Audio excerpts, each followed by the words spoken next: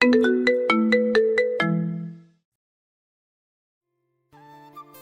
লোকের বাচ্চা, তোর তো দেখছি অনেক সাহস বেড়েছে। একদিনেই তুই আমার বিছানায় বসে গেছিস। এই ছোট লোকের বাচ্চা, তোর সাহস হলো কি করে আমার বিছানায় বসার? নিজের বাপের জন্মের এরকম বিছানায় কখনো চোখে দেখেছিস? ফকিরের বাচ্চা ফকির, নেমে যা আমার বিছানা থেকে। আমার বিছানাটা নোংরা করে দিলি। দিশার কথাগুলো শুনে রাহুল বিছানা থেকে নেমে দাঁড়ায় আর দিশাকে উদ্দেশ্য করে বলে, আমাদের বিয়ে হয়ে গেছে, আর তাছাড়া আপনি এখন আমার বউ। আমরা তো স্বামী স্ত্রী, তাহলে এই বিছানায় বসলে কি হবে? বউ মাই ফুট, তোর মতো চাকরের বউ হব আমি? কোন কারণে? মানে কি বলছেন কি আপনি? হ্যাঁ, ঠিকই বলেছি। তুই ভাবলি কি করে আমি তোকে স্বামী হিসেবে মেনে নেব? কি করে? তাহলে আমায় বিয়ে করলেন কেন? তোকে বিয়ে না করলে আমি আমার লক্ষ্যে পৌঁছাতে পারতাম না কখনো। আমরা বদলা নিতে পারতাম না কখনো। মানে? শোন, আর কয়েকদিন পর আমি তোকে ডিভোর্স দিয়ে দিব। আর কয়েক মাস পর আমি সাকিবের কাছে আমেরিকা চলে যাব। আপনি আমেরিকা চলে যাবেন এটা আঙ্কেলকে বললেই তো হতো। শুধু শুধু আমায় বিয়ে করলেন কেন? বাবাকে বললে বাবা কখনো রাজি হতো না, তাই প্ল্যান করে ওই ছেলের নামে দুর্নাম ছড়িয়ে তোর সাথে বিয়েটা করে নিলাম। আমার সাথে আপনি এমনটা কেন করলেন? আমার জীবনটাই কেনই বা ধ্বংস করে দিলেন? তোর মতো চাকরের আবার কিসের জীবন? তোর জীবনের চাবিকাঠি এখন থেকে আমার হাতে। মানে? এই দেখ, এই সাদা কাগজে তোর সাইন করা আছে। এখন আমি আমার ইচ্ছে খুশি মতো তোর নামে কিছু লিখে দেব, তারপর তোকে ফাঁসিয়ে দিব। সো আমি যা বলবো সেটাই করবি। বেশি বাড়াবাড়ি করলে তোকে জেলে যেতে হবে। শুন, তোকে একটা ভালো কথা বলছি, এই কয়েক মাস আমার কথা মতো চলাচল কর, তারপর তুই মুক্তি পেয়ে যাবি। এখন গিয়ে ব্যালকনিতে ঘুমিয়ে পড়, চলে যা চুপচাপ। কিন্তু বাইরে তো অনেক ঠান্ডা। জেলে যাবি না ঠান্ডা খাবি? রাহুল একবার দিশার দিকে আর একবার কাগজের দিকে তাকিয়ে একটা বালিশ ও একটা কাঁথা নিয়ে ব্যালকনিতে চলে যায়। কি ভাবছেন? কেন আমি কোনো প্রতিবাদ না করে চলে এলাম কেন? বলছি শুনুন, পুলিশ, ডাক্তার, উকিল সবাইকে আমি বিশ্বাস করব, কিন্তু দিশা ম্যাডামকে বিশ্বাস করা যায় না। এই মেয়ে যা বলে তাই করে। সোজা কথায় বলতে গেলে বদমেজাজি মেয়ে। এই ঠান্ডায় ঘুম আসবে না, তার চেয়ে চলুন আমার অতীত থেকে আপনাদের নিয়ে ঘুরে আসি। অতীত। আজ 1 বছর পূর্ণ হলো রাহুল চৌধুরী বাড়ির কাজের। এই কজনের 1 বছরের বাড়ি কয়েকজনকে রাহুলের ভালো লেগেছে, আবার কয়েকজনকে ভালো লাগেনি। রাহুল খুব সকালে ঘুম থেকে উঠে কাজ করতে শুরু করে। রাহুল সবার জন্য নাস্তা রেডি করে টেবিলের উপর রেখে দিয়ে নিজের রুমে এসে ফ্রেশ হওয়ার জন্য বাথরুমে যাবে। তখনই রাহুলের কানে আসে চৌধুরী বাড়ির অহংকারী বদমেজাজি বড় মেয়ে দিশার। রাহুল বাথরুমে ঢুকে ফ্রেশ হয়ে এসে তাড়াতাড়ি করে দিশার রুমের সামনে যেয়ে পড়ল। ম্যাডাম, আসবো? আয়। রাহুল দিশার রুমে প্রবেশ করে একপাশে দাঁড়ায়। তখন দিশা ঈশা করে রাহুলকে তার পাশে ডাকে। রাহুল দিশার সামনে যেতেই দিশা ঠাস ঠাস করে থাপ্পড় বসিয়ে দিয়ে বলা শুরু করলো, এই হারামির বাচ্চা, তোর না বলছি আমি ডাকলে তাড়াতাড়ি আমার সামনে চলে আসবি? আসলে ম্যাডাম আমি... ঠাস ঠাস, আমার মুখের উপর কথা বলতে মানা করছি না তোকে? এই বাড়িতে এসছিস কয়দিন হলো, এর মাঝে নিজের মন মতো চলাফেরা শুরু করেছিস? যা তাড়াতাড়ি আমার জুতোগুলো পলিশ করে নিয়ে আয়। হ্যাঁ, যাচ্ছি। রাহুল গালে হাত দিয়ে দিশার রুম থেকে বের হয়ে যায় আর দিশা একটা ম্যাগাজিন নিয়ে পড়তে শুরু করে। কিছুক্ষণ পর রাহুল জুতোগুলো পালিশ করে নিয়ে আসে। রাহুল দিশার রুম থেকে বের হয়ে নিচে এসে অপেক্ষা করতে থাকে দিশার জন্য। কিছু সময় পর দিশা গাড়ির কাছে আসলে রাহুল দরজা খুলে দিল। দিশা গিয়ে গাড়িতে বসে আর রাহুল এসে গাড়ি চালানো শুরু করে। দিশাকে কলেজে নামিয়ে দিয়ে রাহুল বাসায় চলে আসলো। বাসায় এসে সকল কাজ করতে থাকে। রাহুল যখন কাজ করছিল তখন দিশার মা জাহানারা বেগম রাহুলের কাছে এসে বলতেন, রাহুল বাবা, এই লিস্টের বাজারগুলো নিয়ে আয়। রাতে দিশার বান্ধবীরা ডিনার করবে আমাদের এখানে। আচ্ছা আন্টি, নিয়ে আসছি আমি। শফিক ভাই এখন কেমন আছেন? ভালোই, চাচার মেডিসিন চলছে। আচ্ছা বাবা, যা তাহলে তুই। রাহুল লিস্টগুলো নিয়ে বেরিয়ে পড়ে বাজারের উদ্দেশ্যে। রাহুল বাজার করে বাসায় ফিরে আসে। রাহুল যখন একটু রেস্ট নিতে যাবে তখনই রাহুলের ফোন বেজে ওঠে। রাহুল ফোন রিসিভ করে দেখতে পায় দিশা কল দিয়েছে। রাহুল তাড়াতাড়ি করে কল রিসিভ করে আর দিশা বলে, তাড়াতাড়ি করে কলেজে চলে আয়, আমার ক্লাস শেষ। আচ্ছা। রাহুল বাইরে এসে গাড়ি নিয়ে বের হয়ে যায় কলেজের উদ্দেশ্যে। কিছু সময় পর কলেজে এসে দেখতে পায় দিশা আর তার বান্ধবীরা দাঁড়িয়ে আছে। রাহুলকে আসতে দেখে দিশা তার বান্ধবীদের বিদায় দিয়ে গাড়ির কাছে চলে আসে। দিশা গাড়িতে বসলে রাহুল গাড়ি চালানো শুরু করে। একটা বড় রেস্টুরেন্টের সামনে দিশা রাহুলকে গাড়ি থামাতে বলল।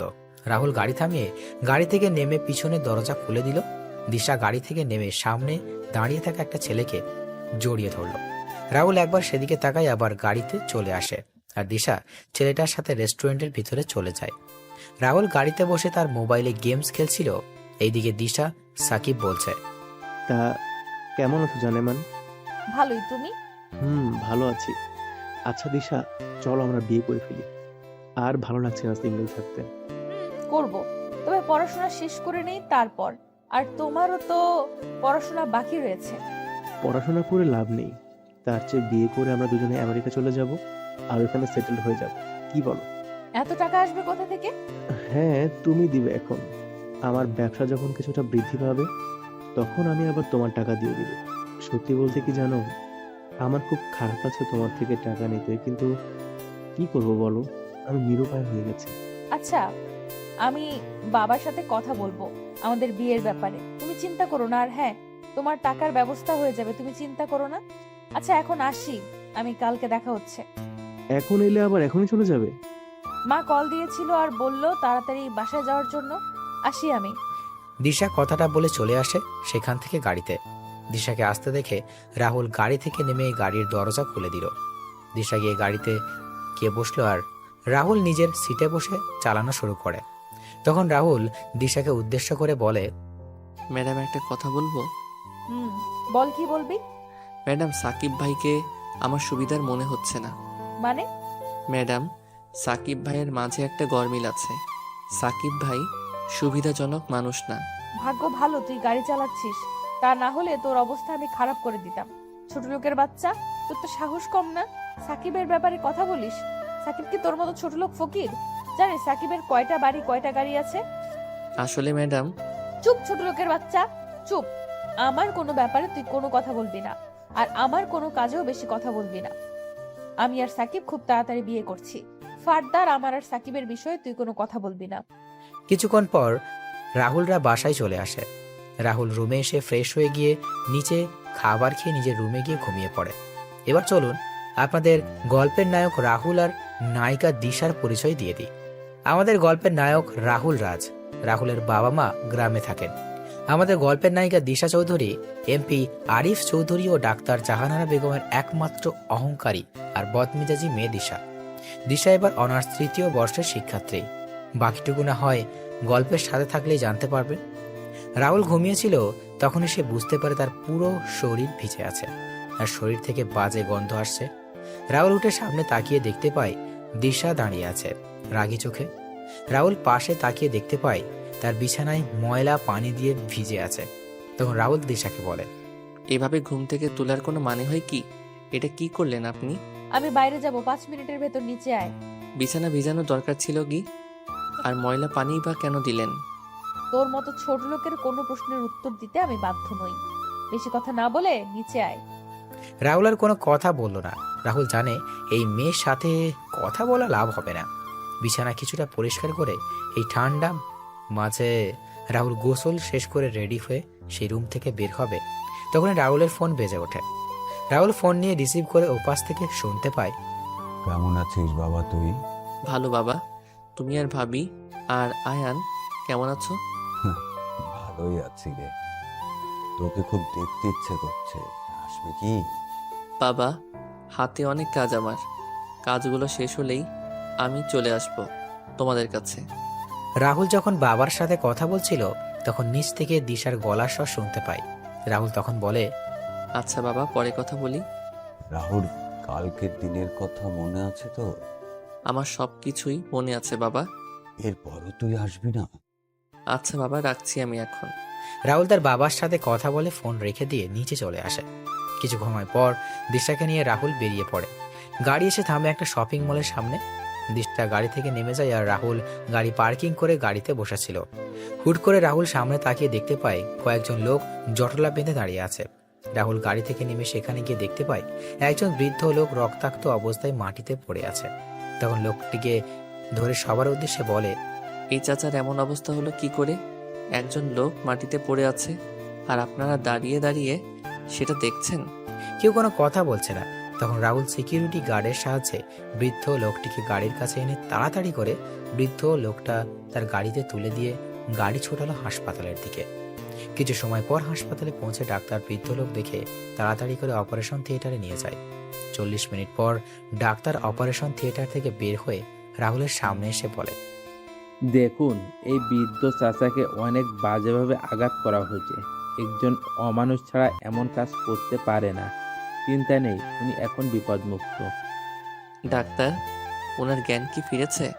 না, 2 থেকে 3 ঘন্টা পর জ্ঞান ফিরবে। অনেক রক্ত বের হয়েছে, যার জন্য কিছুটা দুর্বল। ওনার ডান হাতটা ভেঙে গেছে। কয়েক মাস রেস্ট নিলে উনি সুস্থ হয়ে যাবেন। ওনাকে কেবিনে শিফট করা হয়েছে। জ্ঞান ফিরলেই দেখা করতে পারবেন। ধন্যবাদ ডাক্তার। ডাক্তার চলে যায়। আর রাহুল যখন বৃদ্ধ লোকের সাথে দেখা করতে যাবে তখনই রাহুলের ফোন বেজে ওঠে। রাহুল ফোন বের করে দেখতে পায় দিশা কল দিয়েছে। তাড়াতাড়ি করে ফোন রিসিভ করে শুনতে পায়, ওই চাকরের বাচ্চা চাকর, কই তুই?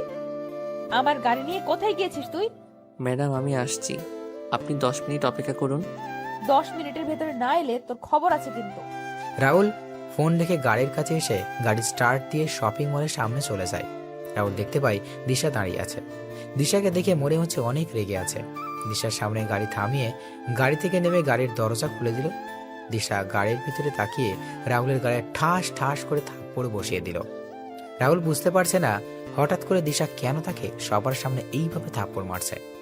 রাহুলের গালে হাত দিয়ে দিল, বলে, 10 মিনিটের আগেই তো আমি চলে এলাম, তাহলে মারলেন কেন? এই কুত্তার বাচ্চা, আমার গাড়ির সিটের রক্ত আসলো কি করে? কাকে আমার গাড়িতে খুন করেছিস বলতো? ম্যাডাম, কি বলছেন কি? আমি কেন শুধু শুধু খুন করতে যাব কাউকে? তাহলে আমার গাড়িতে রক্ত আসলো কি করে? আসলে ম্যাডাম, এই ফকিরের বাচ্চা, তুই কি আমার গাড়িকে পাবলিক গাড়ি পেয়েছিস? এই গাড়ির দাম জানিস তুই? তোর মতো 100 জন চাকরের জীবনের চেয়েও এই গাড়ির মূল্য অনেক বেশি। ম্যাডাম, কেউ বিপদে বা আঘাতপ্রাপ্ত হলে তাকে সাহায্য করা আমাদের সকলের দায়িত্ব। মানুষের জীবনের যে মূল্যবান আর কিছু নেই। চল বাসায়, আজকে তোর খবর আছে। দিশা কথাগুলো বলে গাড়ির সামনের সিটে বসে পড়ে আর রাহুল মাথা নিচু করে গাড়িতে এসে চালানো শুরু করলো। কিছু সময় পর বাসায় এসে গেলে দিশা গাড়ি থেকে বাসার ভিতরে প্রবেশ করে আর রাহুল গাড়ি পার্কিং করে আসে। মা, বাবা, মা বাবা কোথায় তোমরা? নিচে আসো। মা, বাবা। কি হয়েছে? বাড়ি মাথায় তুলে নিচ্ছিস কেন? কিরে মা, এমন করে চিৎকার করছিস কেন? চিৎকার কি আর নিজের ইচ্ছায় করছি? ওই চাকরের বাচ্চা চাকর কি করেছে জানো তোমরা? কি করেছে রাহুল? আর তোমায় না বলেছি রাহুলকে চাকর বলবে না। বাড়ির চাকরকে চাকর বলবো না তো কি বলবো? দিশা, বাজে না বকে কি হয়েছে সেটা বলো। ওই চাকর আমার পুরো গাড়িতে রক্তের দাগ লেগে নিয়ে আসছে। আমার গাড়িটা নোংরা করে দিয়েছে ও। এটা তো ভালো কাজ করেছে রাহুল। আমি যদি রাহুলের জায়গায় থাকতাম তাহলে একই কাজ করতাম। কারণ মানুষ হলো সৃষ্টির সেরা জীব। মানুষের জীবনের মূল্যের চেয়ে আর কিছুর মূল্য এই পৃথিবীতে নেই। বাবা, তুমি বুঝতে পারছো না কেন বলো তো? ওই ফকিরের বাচ্চা আমার নতুন গাড়িটা নষ্ট করে দিয়েছে। আয় রাহুল, এইদিকে। হ্যাঁ আন্টি, বলুন। আচ্ছা, এই বৃদ্ধ লোক এখন কেমন আছেন? যতটুকু জানি ওনার জ্ঞান ফিরেনি এখনো। ওনাকে খুব বাজেভাবে আঘাত করা হয়েছে। কি বা কারা এমন কাজ করেছে কিছু জানতে পারলি তুই? হ্যাঁ রাহুল। না আঙ্কেল, জানতে পারিনি। আন্টি আঙ্কেল, আমি একটা ভুল করে ফেলেছি। আসলে আজকে আমি ম্যাডামের অনুমতি না নিয়ে ওই বৃদ্ধ চাচাকে ওনার গাড়ি করে হাসপাতালে নিয়ে যাই। আর তখন রক্তের দাগ লেগে যায় সিটে। তবে চিন্তা করবেন না, আমি গাড়ি ভালো করে পরিষ্কার করে দিব। আমি কি তোর মতো ফকির নাকি যে আমি ওই সিট ব্যবহার করব? বাবা, আমি ওই নিয়ে যাব না। এখন থেকে ওই গাড়ি তুমি নিবে আর তোমার গাড়ি আমি নিয়ে যাব। দিশা কথাগুলো বলে সেখান থেকে চলে যায় আর রাহুল চুপচাপ দাঁড়িয়েছিল। তখন আরিফ চৌধুরী রাহুলের সামনে এসে রাহুলের কাঁধে হাত দিয়ে বললেন, তুই চিন্তা করিস না বাবা, আমি আর তোর আন্টি তোর সাথে আছি। আর এই 1 বছরে তোকে চিনেছি, তুই এমন কোনো কাজ করবি না যে কাজের দ্বারা কোনো সমস্যা হয়। যা রাহুল, রুমে যা তোর। দিশার চালচলন কেমন জানি রসাতলে চলে যাচ্ছে। এভাবে চলতে থাকলে দিশা খারাপ হতে বেশি দিন সময় লাগবে না। মেয়েটা দিন দিন খারাপ হয়ে যাচ্ছে। মেয়েটাকে কি করে যে বুঝাই, এভাবে জীবন চলবে না। দিশার বিয়ে দিতে হবে খুব তাড়াতাড়ি। কি বলছো কি তুমি এসব? আমাদের আদরে আদরে দিশা বাদর হয়ে যাচ্ছে। এমন মেয়েদের ঠিক করার জন্য বিয়েই দিতে হবে। তোমার এই বজ্জাত মেয়েকে বিয়ে করবে কে? সেটা রাতে খাবার টেবিলেই না হয়। রাতের বেলা দিশা তার বান্ধবীদের সাথে রুমে বসে আড্ডা দিচ্ছিল, আর রাহুলও জাহানারা বেগম রান্নাঘরে কাজ করছে। তখন দিশা নিচ থেকে বলে যায়, মা, আমাদের জন্য চিকেন ফ্রাই আর চিকেন ললিপপ আমার রুমে পাঠিয়ে দাও তো। আমি পারবো না, নিজে করে নিয়ে আয়। এই রাহুল ফকিন্নি, তুই তাড়াতাড়ি করে নিচে আয়, নিয়ে আয়। সময় 30 মিনিট মাত্র। ও কি মেশিন যে 30 মিনিটে হয়ে যাবে? এগুলো খেতে যত সহজ, সেগুলো তৈরি করতে অনেক কষ্ট। আচ্ছা, 1 ঘন্টা সময় দিলাম। আচ্ছা ম্যাডাম। দিশা চলে যায় আর রাহুলের চিকেন ফ্রিজ থেকে বের করে নিয়ে দিশার বলে যাওয়া চিকেন ফ্রাই আর ললিপপ তৈরি করতে লাগলো। 50 মিনিট পর রাহুল কিছু তৈরি করে দিশার রুমের দিকে পা বাড়ায়। দিশা রুমের সামনে এসে কড়া নাড়ে, তখন দিশা বলে ভিতরে আসার জন্য। রাহুল ভিতরে গিয়ে খাবার ট্রেগুলো টেবিলে রেখে যেই চলে আসবে, তখনই দিশা বলে ওঠে, এই খাবারগুলো কি তোর মা আর বাবা আমাদের হাতে দিয়ে যাবে? মা বাবা দিবে কেন, আমি দিয়ে দিচ্ছি ম্যাডাম।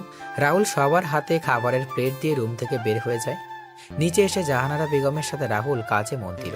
রাত 10টায় খাবার টেবিলে দিশা ও তার বান্ধবীরা বসে খাবার খাচ্ছে।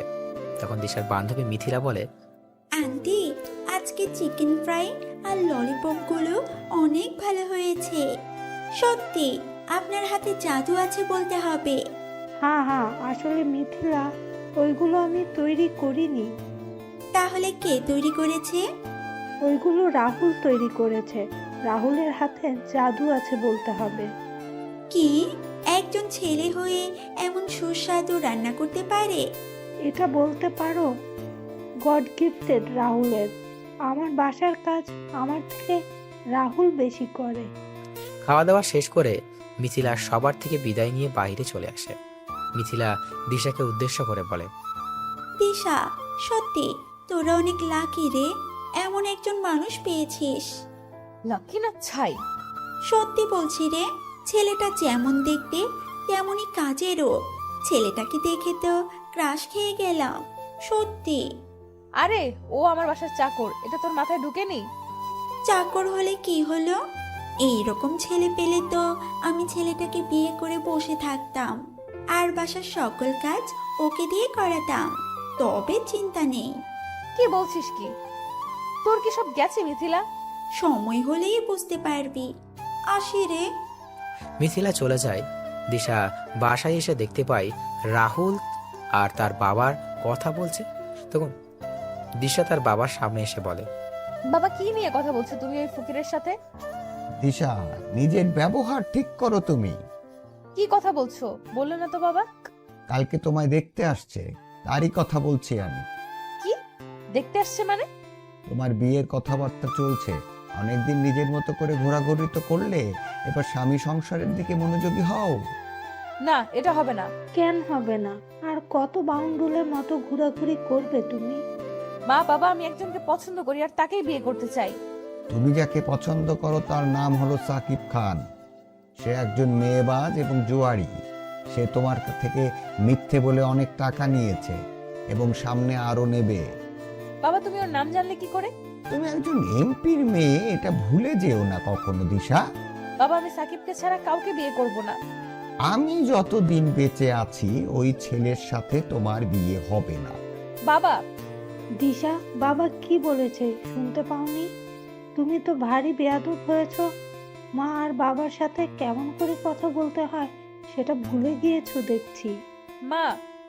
কালকে থেকে তোমার বাইরে যাওয়া বন্ধ বলে দিলাম দিশা। বেশি বাড়াবাড়ি করলে কাজী রেখে বিয়ে দিয়ে দেবো কিন্তু। ভালো লাগে না। দিশা তার রুমে চলে যায়। রুমে গিয়ে ভাবতে থাকে, না, আমি সাকিবকে ছাড়া কাউকে বিয়ে করব না। সাকিবের জন্য আমি প্রয়োজন হলে বাড়ি থেকে পালাতেও, হ্যাঁ আমায় পালাতে হবে। 1 মিনিট, তার আগে সাকিবকে কল দেই। হ্যালো সাকিব, কই তুমি? আমি তো এখন এয়ারপোর্টে যাচ্ছি। এয়ারপোর্টে মানে? হ্যাঁ, কিছু কাজে আমি আমেরিকা যাচ্ছি। কেন, কি হয়েছে জানেমান? সাকিব, বাবা আমার বিয়ে ঠিক করেছে আর কালকে আমার ছেলেপক্ষ দেখতে আসছে। কি বলছো কি? হঠাৎ করে এমন সিদ্ধান্ত কেন? জানি না, তবে আমার মনে হয় রাহুল বাবাকে কিছু উল্টাপাল্টা বুঝিয়েছে। সাকিব, আমি তোমায় ছাড়া কাউকে বিয়ে করতে পারবো না। তুমি এয়ারপোর্টে থাকো, আমি আসছি। না না, এখন এসো না তুমি। কেন সাকিব, তুমি বুঝতে পারছো না কেন? তুমি কালকে ছেলে পক্ষের যদি আমায় পছন্দ হয়ে যায় তাহলে আমাদের কি হবে? কিচ্ছু হবে না। তুমি পারবে তো এই কাজটা করতে? তুমি কিন্তু পারবে, আমি জানি। 3 মাস পর আমি আমার কাজ শেষ করে ফিরে আসছি। এখন বলো তুমি পারবে কিনা? কিন্তু সাকিব, তুমি চাও না দিশা আমি প্রতিষ্ঠিত হই, আমার কোনো পরিচয় হোক? আমি পারবো সাকিব। দিশা ফোন রেখে নিচে এসে তার মা বাবাকে উদ্দেশ্য করে বলে ওঠে, না বাবা, আমি রাজি। সত্যি বলছিস তুই মা? হ্যাঁ বাবা, সত্যি বলছি। আমি জানতাম আমার মেয়ে আমার কথা কখনো ফেলবে না। আচ্ছা, বাকি কথা পরে হবে। মা, আমার খুব ক্ষুধা পেয়েছে, তাড়াতাড়ি খাবার দাও। দিচ্ছি, আয় তোরা। রাহুল, তুইও আয়। আন্টি। রাহুল রান্নাঘরে জাহানারা বেগমের সাথে সকল খাবার নিয়ে এসে টেবিলে রাখছে। তখন জাহানারা বেগম বলেন, যা রাহুল, টেবিলে বস, আমি খাবার নিয়ে আসছি। মনে মনে বললাম, টেবিলে বসি। আমি আর আপনার মেয়ে আমার হাবি গোষ্ঠীকে নিয়ে কথা বলুক, দরকার নেই, আমি পরে খেয়ে নিব। কিরে রাহুল, আয় টেবিলে বস। না আঙ্কেল, আপনারা খান, আমি একটু পরে খেয়ে নিব। বললাম না বসতে রাহুল। আরিফ চৌধুরী জাহানারা বেগম রাহুলকে তাদের সাথে জোর করে বসিয়ে দিলেন। রাহুল তাদের সাথে টেবিলে বসতে চায়নি। দিশা তার মা আর বাবাকে উদ্দেশ্য করে বলে, মা বাবা, তোমরা কি শুরু করেছো বলো তো? বাড়ির চাকরকে নিয়ে এত আদিক্ষেতা কেন দেখাচ্ছ? ও বাড়ির বাকি চাকরদের সাথে বসে খাবার খাবে, তাহলে কেন আমাদের সাথে টেবিলে বসিয়েছো? তোমাকে না বলেছি দিশা রাহুলকে বাড়ির চাকর বলবে না? দিশা, হচ্ছেটা কি? চুপচাপ বসে খাবার খাও, কোনো কথা বলবে না। আমি এর সাথে এক টেবিলে বসে খাবার খাবো না। আচ্ছা ম্যাডাম, আপনি খাবার খেয়ে নেন, আমি টেবিল ছেড়ে দিচ্ছি। আমি এখানে খাবো না, আমি গেলাম। এখন কেন খাবি না? ছেলেটা তো তার খাবার নিয়ে টেবিল থেকে চলে গেছে। আমার খাবার রুমে পাঠিয়ে দাও, আমি রুমে খেয়ে নিব। কথাগুলো বলে দিশা রুম থেকে চলে যায় আর রাহুল নিজের খাবার নিয়ে চলে যায়। খাওয়া দাওয়া করে রাহুল তার রুমে ঘুমিয়ে যায়। পরের দিন সকালে রাহুল ঘুম থেকে উঠে বেরিয়ে যায় গাড়ি নিয়ে হাসপাতালে। সেখানে গিয়ে ডাক্তারের সাথে কথা বলে চলে যায় বৃদ্ধ চাচার সাথে কথা বলতে তার কেবিনে। রাহুল কেবিনে গিয়ে চাচার উদ্দেশ্য করে বলে ওঠে, চাচা, কেমন আছেন আপনি এখন? ভালোই বাবা, হয়তো তোমার জন্য মৃত্যুর দরজা থেকে ফিরে এলাম বাবা। আচ্ছা চাচা, আপনার এই অবস্থা হলো কি করে? সে আবার পোড়া কপাল বাবা। চাচা, আমি তো আপনার ছেলের মতো, কি হয়েছে আমায় বলুন। রাহুল কথা শুনে বৃদ্ধ লোকের চোখের কোণ ভিজে ওঠে। রাহুল চাচার চোখের জল মুছে দিয়ে চাচার দিকে তাকিয়ে তখন চাচা রাহুলকে বলেন, বাবারে, আমি একজন বীর মুক্তিযোদ্ধা। অনেক সংগ্রাম করে এই দেশকে শত্রুমুক্ত করেছিলাম, কিন্তু দেশের ভিতরে যে এত শত্রুর বংশধরেরা থেকে যাবে এটা কখনো ভাবিনি। মানে চাচা, কি হয়েছে বলুন তো? বাবা, সরকার থেকে আমায় একটা বাড়ি আর কিছু জমি দিয়েছিল। আমি বউ, ছেলের বউ নিয়ে আমার জীবন ভালোই চলছিল, কিন্তু আমার ভালো জীবনটা কালো জীবনে পরিণত হয়। একদিন কয়েকজন লোক এসে বলে আমার এই বাড়ি আর জমিগুলো তাদের নামে লিখে দিতে। আমি তাদের মানা করে দিই। এভাবে সপ্তাহের পর সপ্তাহ ওরা এসে আমাদেরকে বাড়ি ছেড়ে দেওয়ার জন্য বলতো, আর আমরা ওদের কারণেও অতিষ্ঠ হয়ে উঠি। আমার ছেলে সালাম ওদের বিরুদ্ধে থানায় মামলা করতে যায় এবং মামলা করে বাসায় চলে আসে। পরের দিন সকালে ওই লোকগুলো এসে আমাদের গ্রামের সমস্ত লোকের সামনে আমার ছেলে, আমার স্ত্রী আর আমার 5 মাসের অন্তঃসত্ত্বা স্ত্রীকে জোর করে বের করে দেয়। আমরা কোনো উপায় না পেয়ে থানায় চলে যাই। থানার বড় অফিসারকে সব কথা বলে যাতে, তবে উনি উল্টো আমাদেরকে বলে দেয় যে সেই লোকগুলোর কথা যাতে মেনে নিই। কিন্তু আমি আর আমার পরিবারের সবাই ছিল আমার সিদ্ধান্তের সাথে একমত। আমি ওদের কথা মেনে নিলে আমার পরিবার নিয়ে রাস্তায় বসতে হবে। আমি কোনো উপায় না পেয়ে আবার বাড়িতে ফিরে আসি। বাড়িতে আসতেই দেখতে পেলাম লোকগুলো বসে আছে সেখানে। আমি তাদের অনেক অনুরোধ করলাম, কিন্তু তারা শোনেনি। তারপর আমরা ওদের স্যারের সাথে কথা বলতে চাই, তখন ওরা আমাদের নিয়ে যায় ওদের স্যারের সামনে। আমি ওদের স্যারকে সবকিছু খুলে বলি, অনেক আশা নিয়েই কথাগুলো বলি, যেন উনি শুনলে আমাদের দয়া করবেন। কিন্তু ওই স্যার আমাদের অনেক খারাপ কথা বলেছে। এইসব শুনে আমার ছেলে সালাম গিয়ে ওই স্যারের কলার টেনে ধরে রাগান্বিত কণ্ঠে কিছু কথা বলে। ওই কথাগুলো শুনে আমার ছেলেকে আমাদের চোখের সামনে গুলি করে হত্যা করে। সেই দিন ওই আমার ছেলেকে হারিয়ে আমার পুরো পৃথিবী থমকে যায়। আমাদের এবং আমার ছেলের লাশ ওরা রাস্তায় এনে অনেক কিছু করার চেষ্টা করে। যখন কোনো উপায় পেলাম না, তখন একটা গাড়ি ঠিক করে ছেলের লাশ নিয়ে রওনা দিলাম গ্রামের দিকে। মাঝ রাস্তায় আমার ছেলের বউ অজ্ঞান হয়ে যায়, আর গাড়িতে কোনো পানি ছিল না। আমি পানি কেনার জন্য একটা দোকানে যাই। পানি নিয়ে যখন দোকান থেকে বের হই, তখন দেখতে পাই দুটো ট্রাক এসে ওই গাড়িতে ধাক্কা মেরে এবং গাড়িটা খাদে পড়ে আগুন ধরে যায়। একদিনে আমি আমার পরিবারকে হারিয়ে ফেলি, শুধু একজন মানুষের জন্য। কোনো উপায় না পেয়ে আমি ঢাকা চলে আসি শুধুমাত্র আমাদের প্রধানমন্ত্রীর কিছু কথা জিজ্ঞেস করার জন্য। আমি প্রধানমন্ত্রীর বাসভবন থেকে কিছুটা দূরে ভিক্ষা করি আর প্রধানমন্ত্রীর দেখা পাওয়ার জন্য অপেক্ষা করতে থাকি। আজকে এদিকে আসছিলাম, কিন্তু হঠাৎ করে কোনো কথা ছাড়াই কিছু লোক এসে আমায় মারতে শুরু করে। এখন সৃষ্টিকর্তাই আমার শেষ ভরসা। বৃদ্ধ লোক কথাগুলো বলে বোকা কান্না করতে লাগলেন। রাহুল সব শুনে বৃদ্ধ লোককে কাঁধে হাত রেখে বৃদ্ধ লোকটিকে শান্ত করার চেষ্টা করে, আর রাহুলও সান্ত্বনা দেওয়া ছাড়া আর কিছুরও করার নেই। রাহুল যখন চলে আসবে, তখন রাহুল আবার বৃদ্ধ লোকের কাছে গিয়ে বলে ওঠে, চাচা, ওই স্যারের নাম কি? ওই অমানুষটার নাম হলো শফিক খান, ওরফে টনি ভাই। কি, ওই মাফিয়া টনি ভাই? হ্যাঁ বাবা, এর জন্যই তো আমরা কোনো আইনি সহায়তা পাইনি। আচ্ছা চাচা, তাহলে আমি আসি। তাহলে তুমি এই 2 মাস হাসপাতালে থাকবে আর তোমার খরচ আমি বহন করব। আসি চাচা আমি। রাহুল কথাগুলো বলে চলে আসে। সেই থেকে রাহুল গাড়ি ড্রাইভ করছে আর বৃদ্ধ লোকের বলা কথাগুলো চিন্তা করছে। হঠাৎ করে গাড়ির সামনে মিথিলা চলে আসে আর রাহুল তাড়াতাড়ি করে ব্রেক করে। রাহুল কিছু বলতে যাবে তার আগেই মিথিলা রাহুলের কাছে এসে বলে, হাই, আমি মিথিলা। মানেটা কি? আপনি কি আপনার নাম বলার জন্য এভাবে গাড়ির সামনে চলে আসছেন?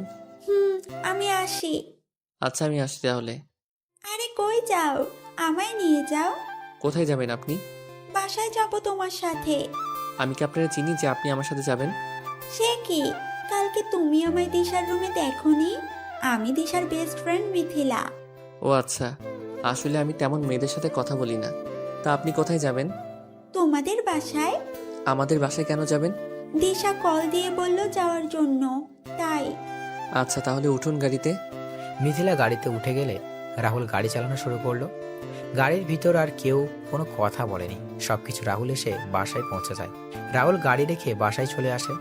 রাহুলকে আসতে দেখে আরিফ চৌধুরী রাহুলকে ডেকে বললেন, রাহুল, তুই বাজার থেকে এই লিস্টে লেখা জিনিসগুলো নিয়ে আয় বাবা, হ্যাঁ? আর ওই এইদিকে অনেক কাজ বাকি আছে কিন্তু। আচ্ছা, আমি নিয়ে আসছি আঙ্কেল। রাহুল লিস্ট নিয়ে বাজারে রওনা দিল। এইদিকে কেউ কাউকে কল দিয়ে বলছে, বস, শিকার পেয়ে গেছি এবং লক করে দিয়েছি, এখন কি করব? পিছনে। আর বুঝতে পেরেছিস তো?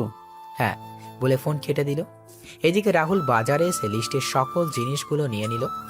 রাহুল গাড়ি চালিয়ে কিছু দূর আসার পর গাড়ি ব্রেক করে রাহুলের সামনে তাকিয়ে দেখতে পায় কতগুলো লোক মুখে কাপড় বেঁধে হাতে লাঠি নিয়ে দাঁড়িয়ে আছে।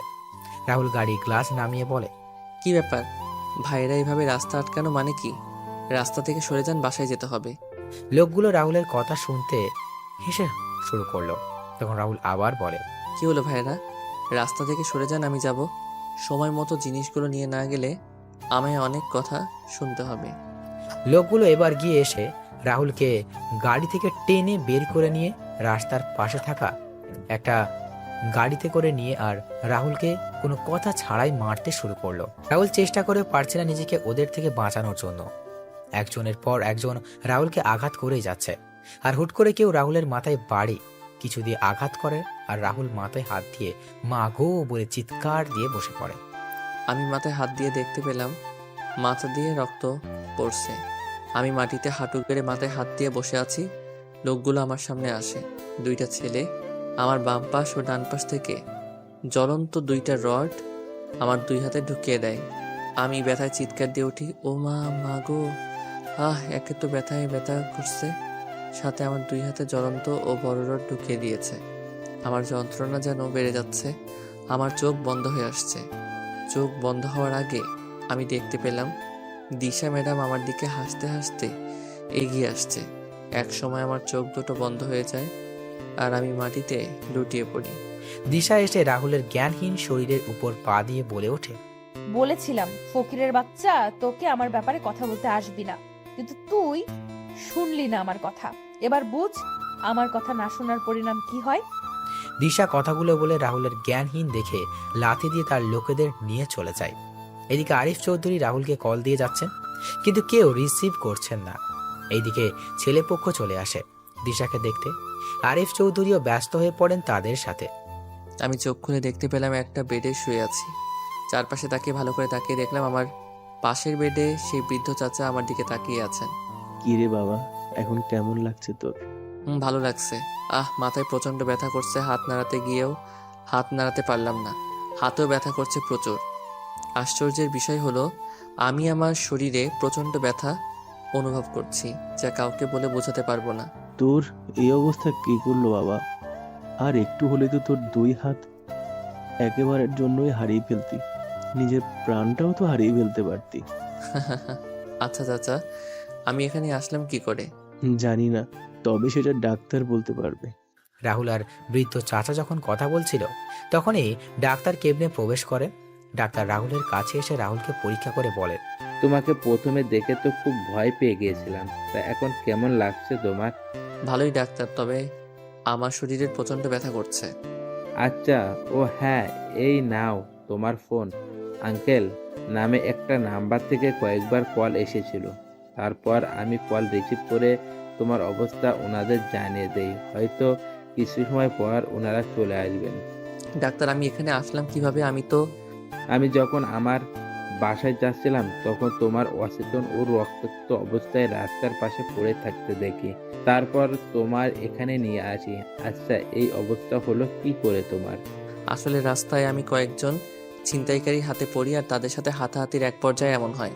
তাই বলে তোমার হাতে জ্বলন্ত রড ঢুকিয়ে দেবে?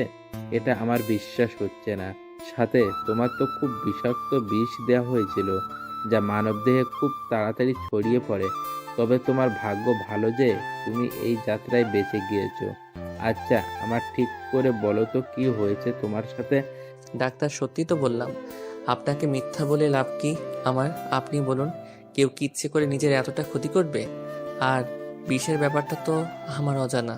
কেবিনে তখন প্রবেশ করেন আরিফ চৌধুরী, জাহানারা বেগম, দিশা আর মিথিলা। আরিফ চৌধুরী ডাক্তারকে বলেন, ডাক্তার, এখন রাহুল কেমন আছে?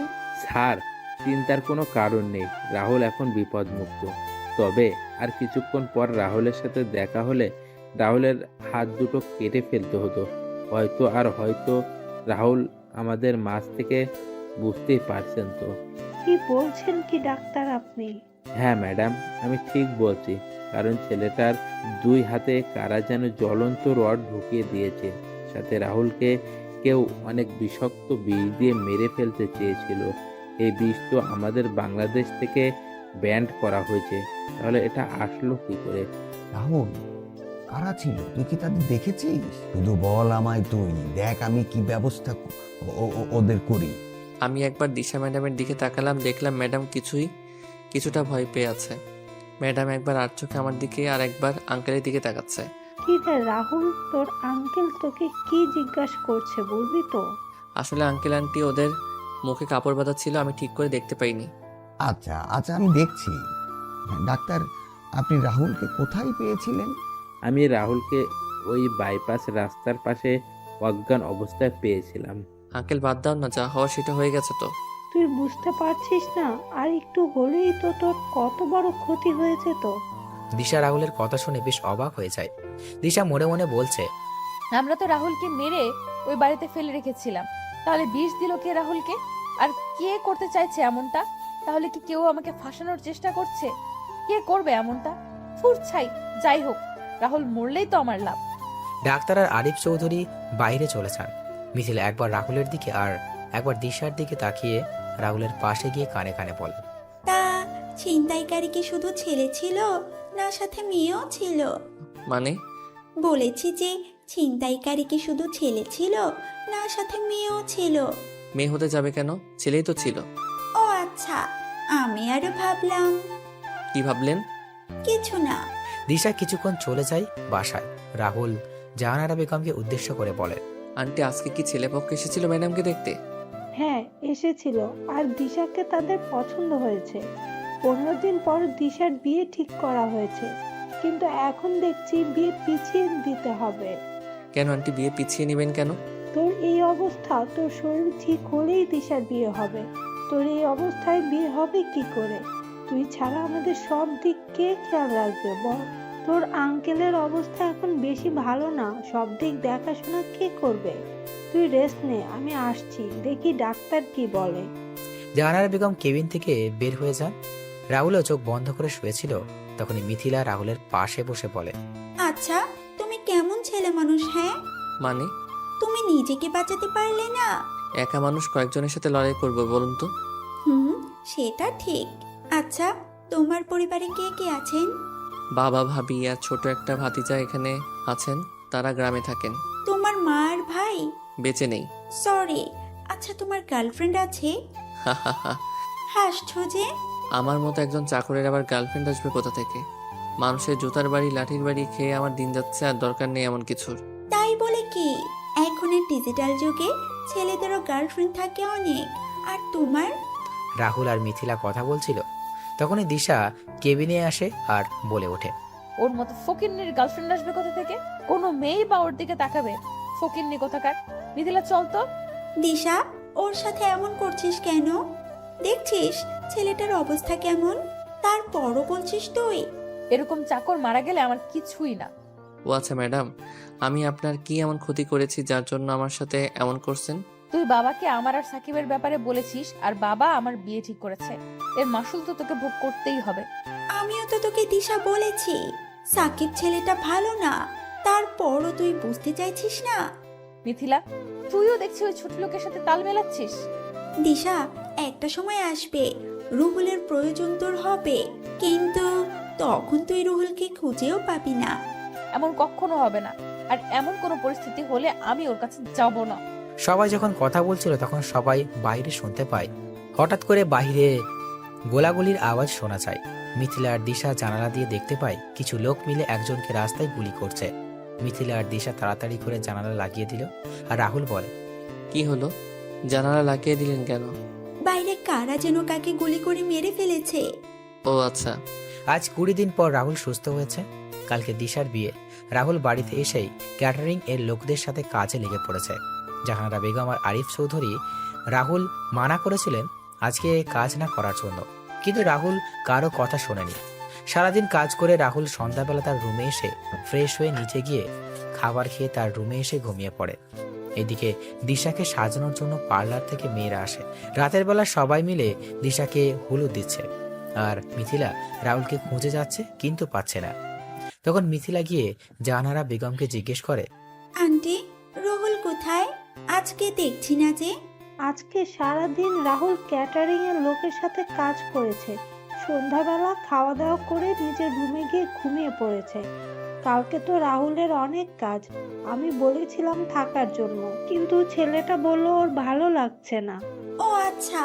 মিথিলা সেখান থেকে এসে রাহুলের রুমের সামনে চলে আসে। মিথিলা রাহুলের দরজায় এসে কড়া নাড়তে থাকে।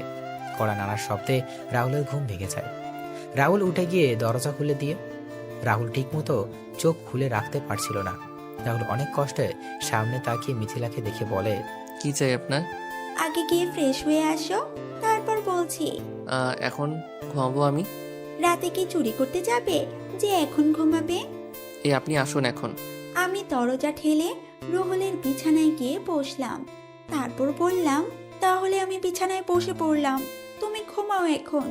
আর দেখুন, এখন ঘুম দেবী আমায় ডাকছে, আপনি জানতো। যাবে না? আমি সবাইকে চিৎকার দিয়ে বলবো তুমি আমায়। চোখে যা ঘুম ছিল মেয়েটার কথা শুনে আমার সকল ঘুম হাওয়া হয়ে গেল। কি চিৎকার দিবেন? চিৎকার দিয়ে কি বলবেন? কি বলবো সেটা তো তুমি বুঝতেই পারছো। রুহুলকে চোখ টিপ মেরে বললাম, আপনাকে আমার সুবিধার মনে হচ্ছে না, আপনি জানতো। Aunty, uncle. এই চুপ চুপ প্লিজ, আমি যাচ্ছি। কি মেয়ে রে বাবা, একেবারে নির্লজ্জ। আমি শিওর এই মেয়ে লুচ্চি নাম্বার 1। কি হলো, ডাকবো নাকি যাবে? যাচ্ছি। রাহুল বিড়বিড় করতে করতে চলে যায় আর মিথিলা রাহুলের যাওয়ার দিকে তাকিয়ে হাসছে আর মনে মনে বলছে, মিস্টার রুহুল, তোমায় তো আমি ছাড়ছি না, তোমায় নিজের করে ছাড়বই আমি। রাহুল ফ্রেশ হয়ে এসে একটা টি শার্ট পরে নিল।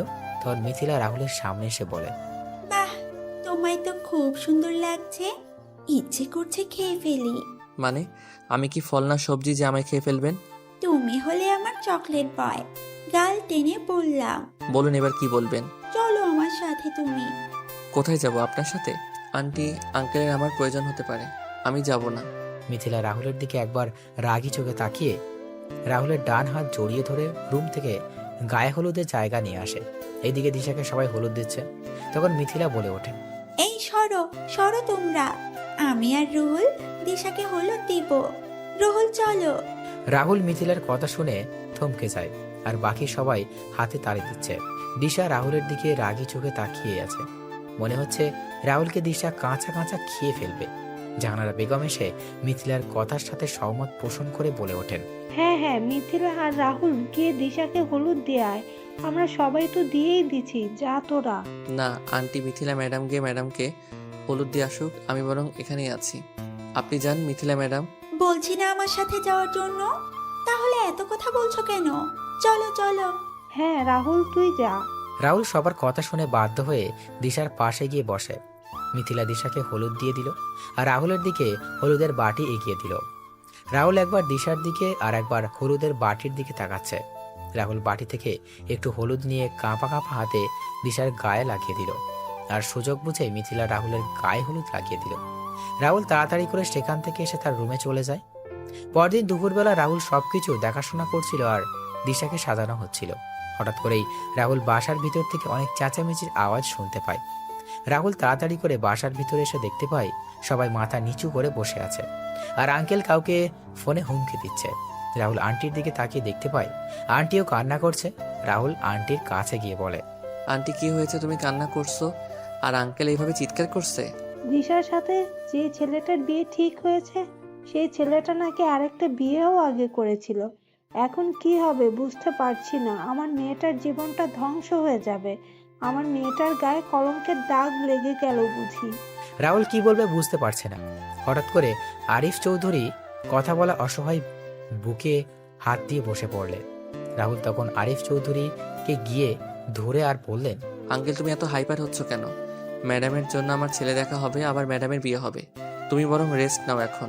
এই আপনারা সবাই এখন আসুন, আঙ্কেল আর আন্টিকে একটু একা থাকতে দিন। না, সবাই কোথাও যাবে না, সবাই এখানে থাকবে, আমি আসছি। কিন্তু আঙ্কেল। আরিফ চৌধুরী কোনো কথা না বলে তার ফোন নিয়ে বাসার বাইরে চলে যান। বাসার ভিতর নীরবতা বিরাজ করছে। 20 মিনিট পর আরিফ চৌধুরী বাসায় এসে বলেন, আজকে আমার মেয়ের বিয়ে হবে, সবাই একটু অপেক্ষা করুন। কি বলছো কি তুমি? এত তাড়াতাড়ি তুমি ছেলে পেলে কোথায়? ছেলে তো আমাদের সামনেই আছে, রাহুল। রাহুল? হ্যাঁ, আমি আমার মেয়েকে রাহুলের সাথেই বিয়ে দেব। কি? না না, এটা হয় না আঙ্কেল, আমি পারবো না। আমায় ক্ষমা করে দিবেন, আমি আপনার কথাটা রাখতে পারবো না। কেন পারবি না তুই? দেখ রাহুল, তোকে তো আমরা আমাদের ছেলের মতোই দেখে আসছি, তাহলে তুই কেন পারবি না? আন্টিয়া। রাহুল কিছু বলার আগেই রাহুলের ফোন বেজে ওঠে। রাহুল ফোন বের করে দেখতে পায় তার বাবার ফোন। রাহুল ফোন রিসিভ করে বলে ওঠে, হ্যাঁ বাবা বলো। রাহুল, তুমি বিয়েটা করে নাও। আমার আর তোমার ভাবির মেয়ে পছন্দ হয়েছে, আর 1 সপ্তাহ পর তুমি বাড়ি ফিরে আসবে। কিন্তু বাবা। বললাম না আমি, আমার কথার যেন আর কোনো নড়চড় না হয়। আর তুমি আমাদের গ্রামের নতুন বাড়িতে চলে আসবে, আমরা সেখানেই আছি। রাহুলের বাবা কথাগুলো বলে ফোন রেখে দিলেন আর রাহুল হ্যাবলার মতো তাকিয়ে দাঁড়িয়ে আছে। তোর আরিফ চৌধুরী রাহুলের কাছে এসে বলেন, রাহুল বাবা, তুই পারিস এরকম বিপদ থেকে আমায় বাঁচাতে? প্রয়োজন হলে আমি তোর পায়েও ধরতে পারি, তবু বাবা তুই রাজি হয়ে যা। আঙ্কেল কি বলছো কি? কিন্তু ম্যাডাম। দিশা, আমাদের কথার অবাধ্য হবে না। এখন তুই বল বাবা। কি আর করবো, নিজের অমতের বিরুদ্ধে মত দিতে হলো আমায়। আমি রাজি। তারপর রাহুলকে বরের বেশে সাজিয়ে এনে বিয়ে শুরু করা হয়। রাহুলের বিয়ের দিকে কোনো মনোযোগ ছিল না। রাহুল ভাবছে অন্য কিছু। ভালোভাবে বিয়ের সকল কাজ সম্পন্ন হয়। রাহুল মিথিলাকে আজকে কোথাও বিয়ের সময় দেখতে পায়নি। রাতের বেলা রাহুল দিশার সামনে বসেছিল। তখনই দিশা রুমে আসে, আর বাকিটুকু তো আপনারা জানেন। বর্তমান আপনাদের সাথে কথা বলতে বলতে রাত প্রায় পেরিয়ে গেছে। এখন ঘুমিয়ে পড়ি, সকালে কথা হবে। পরের দিন সকালে রাহুল ঘুম থেকে উঠে সকালের নাস্তার জন্য তৈরি করার জন্য রান্নাঘরে চলে যায়। রাহুল নাস্তা রেডি করে তার আগের রুমে গিয়ে ফ্রেশ হয়ে জামা কাপড় পরে নেয়। রাহুল যখন রুম থেকে বের হতে যাবে তখনই রাহুলের ফোন বেজে ওঠে। রাহুল ফোন রিসিভ করে কিছু কথা শুনতে পায়। তখন রাহুল বলে, আচ্ছা আমি আসছি। রাহুল কোনো কথা না বলে বাসা থেকে গাড়ি নিয়ে বেরিয়ে পড়ে। এইদিকে জাহানারা বেগম ঘুম থেকে উঠে দেখতে পান নাস্তার টেবিল আগে থেকেই সাজানো। নাস্তা দেখে জাহানারা বেগম বুঝতে পারেন এটা রাহুলের কাজ। জাহানারা বেগম রাহুলকে পুরো বাসা খুঁজেও পেলেন না। জাহানারা বেগম তখন দেখতে পেলেন সদর দরজা খোলা। সিকিউরিটি গার্ডের থেকে জানতে পারেন রাহুল তাড়াহুড়ো করে বাসা থেকে একটি ব্যাগ নিয়ে বের হয়ে গেছে। জাহানারা বেগম এবং কিছু একটা চিন্তা করে দিশা রুমের দিকে এগিয়ে গিয়ে দেখতে পান দিশা রুমের দরজা খোলা আর দিশা ঘুমাচ্ছে। দিশা রুমে গিয়ে ঢুকতেই দেখতে পেলেন সোফায় বালিশ আর কথা পড়ে আছে। এবার জাহানারা বেগম দিশার কাছে গিয়ে দিশাকে ডাকতে থাকে। তখন দিশা ঘুমন্ত কণ্ঠে বলে ওঠে, কি হয়েছে মা, এত সকাল সকাল ডাকছো কেন? রাহুল কোথায়? আর বালিশ কাঁথা সোফায় কেন? কি রে মা, কি হয়েছে তোর? দিশা মা, শান্ত হ। তুই বল আমাদের কি হয়েছে। দিশা কোনো কথা বলছে না, শুধু কান্না করে যাচ্ছে। দিশা একসময় চিৎকার দিয়ে নিচের চুল টেনে ধরে বসে পড়ে। দিশা তখন তার মা আর বাবার উদ্দেশ্য করে বলে, রাহুল কোথায়? রাহুল তো মিথিলার সাথে খুব সকালে বের হয়ে গেছে। মিথিলার সাথে বের হয়েছে মানে? হ্যাঁ, মিথিলার সাথে বের হয়ে গেছে। আচ্ছা রাহুল বাসায় আসুক, তারপর না হয় সব জানতে পারবো। এখন তোমরা আমার রুম থেকে বের হও, যাও, আমি একা থাকবো। জাহানারা বেগম আর আরিফ চৌধুরী বের হয়ে যান দিশার রুম থেকে। এইদিকে রাহুল নাস্তা এনে মিথিলা আর মিথিলার মাকে খেতে বলে, কিন্তু তারা খাবে না। রাহুলের জোরাজুরির কাছে হার মেনে নাস্তা খেতে হলো দুইজনকে। সারাদিন কেটে যায় এইভাবে। সন্ধ্যাবেলা মিথিলার বাবা মা আর মিথিলাকে তাদের বাড়িতে পৌঁছে দিয়ে রাহুল বাসায় চলে আসে। বাসায় এসে রাহুল যখন রুমে যাবে তখন আরিফ চৌধুরী রাহুলের সামনে এসে রাহুলের গায়ে ঠাস ঠাস করে থাপ্পড় বসিয়ে দিয়ে বলে ওঠেন, রাহুল, তোকে তো আমি নিজের ছেলের মতোই মনে করতাম, তাহলে তুই আমার মেয়ের জীবন নিয়ে এভাবে ছিনিমিনি খেললে কি করে? তোকে সবার থেকে আলাদা মনে করেছিলাম, কিন্তু তুইও বাকি ছেলেদের মতো বের হলি। ছোট আব্বু, কি বলছো এসব তুমি? আমি কিছু বুঝতে পারছি না। রাহুল, তুমি আমাদের বিশ্বাসের প্রতিদান এভাবে দিবে আমরা কখনো ভাবতে পারিনি। ছোট আব্বু, ছোট আম্মু, কি বলছো তোমরা? কথাগুলো বলে আমি ম্যাডামের দিকে তাকালাম। দেখলাম ম্যাডামের চোখগুলো ফুলে আছে। আমি ম্যাডামের সামনে যেতে ম্যাডাম আমার গালে তার পায়ের জুতো খুলে মারতে লাগলো আর বলতে লাগলো, আমি বাবাকে বলেছিলাম তোর মতো ছোট লোকের সাথে আমায় বিয়ে না দিতে, কিন্তু বাবা আমার কোনো কথাই শোনেনি। আসলে তোর মতো ছোট লোকের কোনো যোগ্যতা নেই আমার স্বামী হওয়ার। তুই আমায় বিয়ে করে আমার বান্ধবীর সাথে ফষ্টি নষ্টি করছিস, সাথে আরো মেয়েদের সাথেও, আবার সেগুলো ভিডিও করছিস। রাহুল কিছু বুঝতে পারছিল না, তাই আঘাতগুলো সহ্য করে নিচ্ছিল। তখন দিশার শেষ কথা শুনে বলে, ভিডিও মানে? তখন আরিফ চৌধুরী রাহুলের সামনে একটা ভিডিও দেখিয়ে বলে, ঘরে বউ রেখে এইসব করতে তোর লজ্জা করলো না? তুই কালকে সকালের ভিতর আমার বাসা ছেড়ে চলে যাবি, আর ডিভোর্স পেপার খুব তাড়াতাড়ি পেয়ে যাবি। ছোট আম্মু, ছোট আব্বু আমার কথাটা শুনে একটিবার, আমি এরকম কাজ করিনি, কেউ আমায় ফাঁসিয়ে দিচ্ছে। ঠাস ঠাস কোনো কথা বলবি না ছোট লোক, আমার বাড়ি থেকে এক্ষুনি বের হয়ে যা তুই। ছোট আম্মু, ছোট আব্বু, একটা কথা শোনো তোমরা যেই কারণে আমায় আঘাত করলে আর নানান কথা বললে সেইগুলো সম্পূর্ণ মিথ্যা। সত্যি একদিন সবার সামনে আসবে, ডিভোর্স পেপার খুব তাড়াতাড়ি দিয়ে দিব আপনার মেয়েকে আঙ্কেল। রাহুল কথাগুলো বলে সেখান থেকে তার রুমে চলে আসে।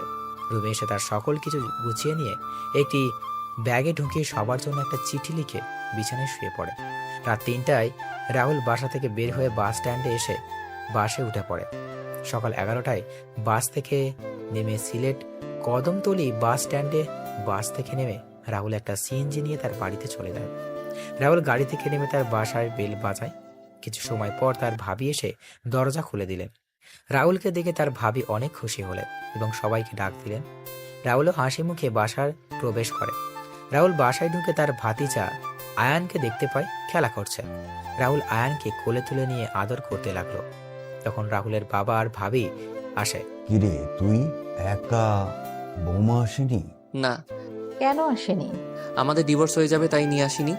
বিয়ে হয়নি 1 মাসও হলো না আর ডিভোর্স হয়ে যাবে? আমি রুমে গেলাম। এই বিষয়ে আর কোনো কথা বলবে না কেউ তোমরা, আর বললে আমি বাড়ি ছেড়ে চলে যাব। রাহুল যখন কথা বলছিল তখন ভাবি রাহুলের চোখে পানি দেখতে পেলেন।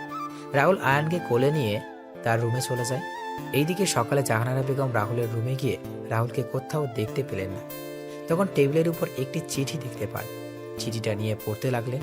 প্রিয় আঙ্কেল আন্টি, প্রথমেই বলছি আমায় ক্ষমা করে দিবেন। আপনাদের না বলে চুরির মতো চলে এলাম। অবশ্য আমি তো এখন খারাপ ও নিকৃষ্ট মানুষ হয়ে গেছি। আপনারা আমাকে নিজের ছেলের মতো আদর স্নেহ করেছেন, সেইগুলো কখনো ভুলতে পারবো না। আমি কখনো এমন কোনো কাজ করিনি যে নিজের কোনো বদনাম হবে বা আমার জন্য কারো জীবন নষ্ট হয়ে যাবে। তবু আমি অপরাধ না করে অপরাধ স্বীকার করে নিলাম, তাই চলে যাচ্ছি আপনাদের ছেড়ে অনেক দূরে। ম্যাডামকে কয়েকদিনের ভিতরে ডিভোর্স লেটার পাঠিয়ে দিব। ভালো থাকবেন আর আমায় ক্ষমা করে দিবেন। ইতি খারাপ ছেলে রাহুল। চিঠি হাতে নিয়ে জাহানারা বেগম খাবার টেবিলে চলে আসেন। আরিফ চৌধুরী আর দিশা নাস্তা করছিল, তখন জাহানারা বেগম ধপ করে বসে পড়েন। কি হলো? রাহুল কোথায়? চলে গেছে। মানে? জাহানারা বেগম চিঠি এগিয়ে দিলেন। দিশা চিঠি পড়ে মনে মনে খুব খুশি হলো। কেন জানি সে নিজের ভিতরে অস্থিরতা অনুভব করছে। তখনই বাসার বেল বেজে ওঠে। দিশা দরজা খুলে দেখতে পায় মিথিলা ও তার বাবা মা দাঁড়িয়ে আছে। দিশা একটু গম্ভীর কণ্ঠে ভিতরে আসতে বলে তাদের। দিশা, রুহুল কই রে? বাবা আর মা রুহুলের সাথে কথা বলার জন্য রাত থেকে অস্থির হয়ে আছে। কেন ওর সাথে কথা বলবেন ওনারা? আরে, কালকে রুহুল না থাকলে আমার বাবাকে হয়তো আমি আর ফিরে পেতাম না। রুহুল কালকে আমার ভাইয়ের দায়িত্ব পালন করেছে। মানে? আসলে গতকাল খুব ভোরে মা ফোন দিয়ে বললেন বাবা স্ট্রোক করেছে। আমি কি করব বুঝতে পারছিলাম না। তারপর রুহুলকে বলি আমি সব কিছু। তখন রুহুল আর আমি বাবাকে নিয়ে হাসপাতালে চলে যাই। কালকে সারাদিন রুহুল আমাদের জন্য অনেক কিছুই করেছে, তাই তো বাবা সকাল হতেই চলে আসছে। কিন্তু রাহুল তো এখানেই নেই। ও চলে গেছে? চলে গেছে মানে? আসলে কালকে রাতে রাহুল আমার অনুমতি ছাড়া আমার সাথে শারীরিক সম্পর্কে লিপ্ত হয়েছে, তাই আরো মেরে বাড়ি থেকে বের করে দিয়েছি। তুই বুঝলি কি করে? আমার কাপড় ঠিক ছিল না, আর পার্টির পোশাক পরেছিলাম, কিন্তু আমার গায়ে নাইট ড্রেস ছিল। ঠাস ঠাস ঠাস।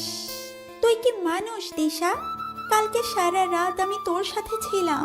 তুই নেশাগ্রস্ত অবস্থায় রুহুলের সমস্ত শরীরে বমি করে দিয়েছিলি, সাথে তোর নিজের পোশাকেও। তারপরও তোকে রুহুল বাসায় নিয়ে এসে রুমে রেখে যায়, আর আমি তোর কাপড় চেঞ্জ করে দিয়েছিলাম। কি? হ্যাঁ। তাহলে ওই ভিডিওগুলো কি? ভিডিওগুলো জানি না, তবে আমি জানি আমার ভাই এমন কোনো কাজ করবে না। তোমার ভাই মানে? হ্যাঁ, রুহুল হলো আমার মামাতো ভাই। দিশাকে আজ থেকে 3 বছর আগে আমার বার্থডে পার্টিতে দেখে রুহুলের ভালো লেগেছিল, আর তখন ভাইয়া আমায় বলেছিল। তারপর ভাইয়া ছদ্মবেশে আপনাদের এখানে কাজে আসে।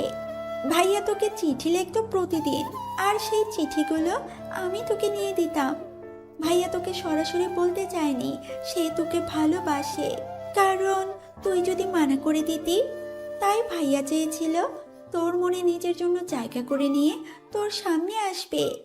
কিন্তু একদিন সাকিব সামনে চলে আসে আর বলে সে চিঠিগুলো দিয়েছে, আর তুইও সাকিবকে হ্যাঁ বলে দিয়েছিস। ভাইয়া তোকে এতই ভালোবাসতো যে তোর শত অপমান সহ্য করে এই বাড়িতে 2 বছর কাটিয়ে দিল। তবে ভালো করেছিস তুই ভাইয়াকে এরকম একটা অপবাদ দিয়ে তাড়িয়ে দিয়ে। তুই মিথ্যা বলছিস তাই না মিথিলা, নিজের ভাইকে বাঁচানোর জন্য? তোর কাছে কি এমন প্রমাণ আছে যে তোর ভাই নির্দোষ? প্রমাণ এই দেখ ছবিগুলো। ভাইয়া তো তোকে এগুলোই দিত। আমি তোকে অনেকবার বোঝাতে চেয়েছিলাম, কিন্তু তুই বুঝতে চাসনি। আর আমার ভাইয়া কোনো ছোট লোক না, আমার ভাইয়া একজন বিসিএস ক্যাডার। তোর সাথে আজ থেকে আমার আর কোনো সম্পর্ক নেই। ভালো থাকিস, আর আমি ভাইয়াকে বলবো তাড়াতাড়ি করে তোকে ডিভোর্স দিয়ে দেওয়ার জন্য। তোর থেকে অনেক ভালো মেয়ে দেখে আমার ভাইয়ার বিয়ে দিব। বাবা মা চলো, এখানে আর 1 মিনিটও না। মিথিলা, চুপ miss Disha, enough is enough. তুই আমার ভাইয়াকে মেরে ফেলতে চেয়েছিলি দিশা? তুই এতটা অহংকারী হয়ে গিয়েছিলি যার জন্য গুন্ডা পাঠিয়ে আমার ভাইয়াকে মারলি? আমার ভাইয়ার দুই হাতে জ্বলন্ত রড ঢুকিয়ে দিলি, সাথে বিষাক্ত বিষও দিয়েছিলি। জানিস, এত কিছুর পরও ভাইয়া কাউকে কিছু বলেনি, কারণ ভাইয়া তোকে ভালোবাসে দিশা। আর তুই কি করলি? বাহ দিশা বাহ। দিশা গুন্ডা দিয়ে মেরেছিল মানে? দিশা যখন জানতে পারলো রোহন সাকিবের কথা আপনাকে বলেছে, সেটা শুনেই দিশা এমন একটা কাজ করে। তুই চিন্তা করতে পারছিস আমার ভাইয়া তোকে কতটা ভালোবাসে, যে নিজের জীবনের কথা চিন্তা না করে প্রিয় মানুষটার এমন ঘৃণিত কাজের কথা কাউকে বলেনি, আমাকেও বলতে চায়নি। কিন্তু আমি ভাইয়ার থেকে তার ভালোবাসার কসম দিয়ে কথাটা জানতে পেরেছি। মিথিলা কথাগুলো বলে সেখান থেকে চলে যায়। আরিফ চৌধুরী আর জাহানারা বেগম নিশ্চুপ হয়ে বসে আছেন। তারা রাহুলের সাথে কালকে যে ব্যবহারটা করেছেন, এরপর তারা আর কিছু বলবে কি করে? দিশা মিথিলার মুখে সব শুনে নিস্তব্ধ হয়ে যায়। দিশা তার রুমে চলে যায়। দিশা রুমে গিয়ে কি করবে বুঝতে পারছে না। দিশা রুমে গিয়ে চিঠিগুলো বের করে জ্বালিয়ে দিল। দিশার যেন কান্নার বেগ বাড়তে লাগলো। এদিকে রাহুল নিচে এসে খাওয়া দাওয়া করে আয়ানকে নিয়ে ছাদে চলে যায়। কিছুক্ষণ ভাবি এসে রাহুলের পাশে দাঁড়ান। তখন রাহুল পড়ে, ভাবি কিছু বলবে? তোর কি হয়েছে আমায় বল। তুই গেলি হাসি মুখে আর ফিরলি কালো মুখে। ভাবি, সবকিছু বললাম ভাবিকে। এখন কি করবি? ডিভোর্স হয়ে যাবে। রাহুলের ফোন বেজে ওঠে। রাহুল ফোন নিয়ে কিছুটা দূরে চলে যায়। কিছু সময় পর কথা বলে রাহুল তার ভাবির কাছে চলে আসে। তখন ভাবি বলেন, কে কল দিয়েছিল আর কোথায় যাবি? পুরনো কিছু আগাছা পরিষ্কার করতে। আগাছা পরিষ্কার করার সময় হয়ে গেছে। রাহুল তুই কিন্তু। ভাবি, তুমি তো সব জানোই, তাহলে আর কিছু বলবে না প্লিজ।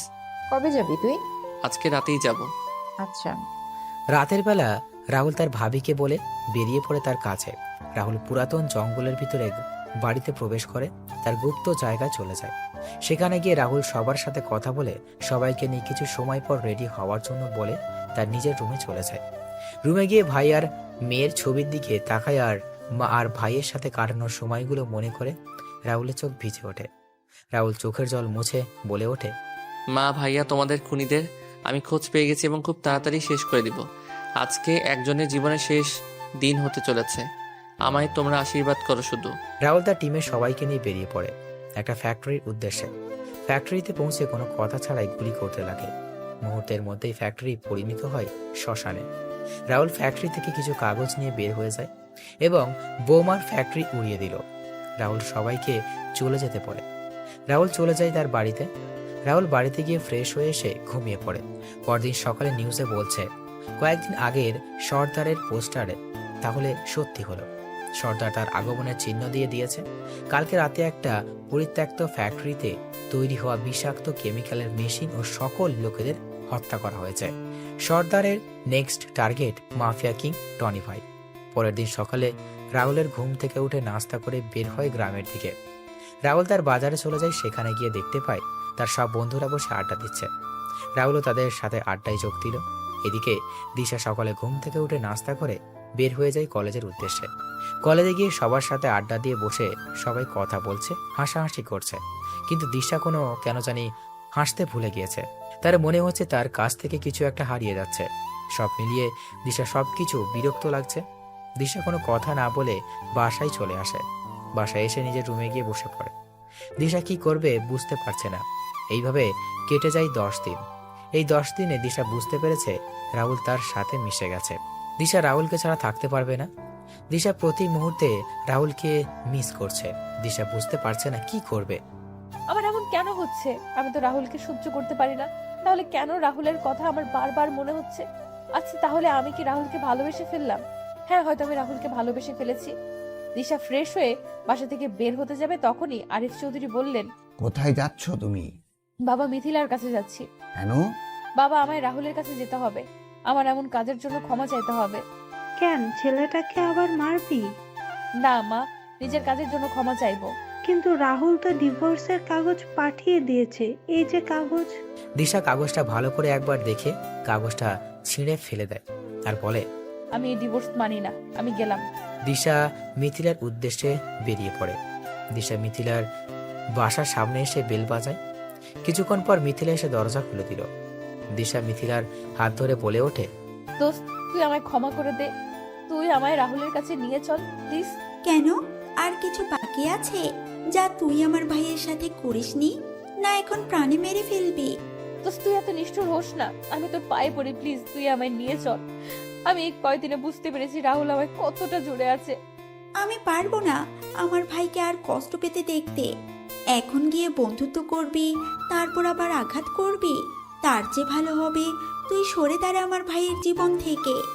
একটা ছেলে কতটা ভালোবাসলে নিজের আলিশান বাড়ি ছেড়ে তোদের বাসায় চাকরের কাজ করে। তোর ভালোবাসা লাগবে না আমার ভাইয়ের, যা তুই এখন। কি বলবো আমি বুঝতেই পারছি না, আমি পাথরের ন্যায় শক্ত হয়ে গেলাম। মিথিলা যখন আমার সামনে থেকে চলে যাবে তখন আমি মিথিলার পা জড়িয়ে ধরে কান্না করে বললাম, আমায় একটু দয়া কর তুই, আমি আমার ভুল বুঝতে পারছি, আমায় একটিবার ক্ষমা করে দে তুই প্লিজ মিথিলা প্লিজ। মিথিলার বাবা মা এসে বলেন দিশাকে যেন রাহুলের কাছে নিয়ে যায়। মিথিলা দিশাকে তার পা থেকে তুলে বলে, এবারে কিন্তু তোর শেষ সুযোগ। এরপর আমার ভাইয়ের সাথে খারাপ ব্যবহার করলে তোর খবর আছে কিন্তু। তবে আমি জানি না ভাইয়া তোকে ক্ষমা করে দিবে কিনা। আজকে মামা কল দিয়েছিল, আজকে ভাইয়াকে দেখতে মেয়ে পক্ষ আসবে। হ্যাঁ কথা দিলাম, এমন কাজ আর কখনো করব না, কখনোই হব না আমি বেঁচে থাকতে। তাহলে চল। কালকে আমরা সবাই যাব, তুইও কালকে আঙ্কেল আন্টিকে নিয়ে আমাদের বাসায় চলে আসিস। আচ্ছা।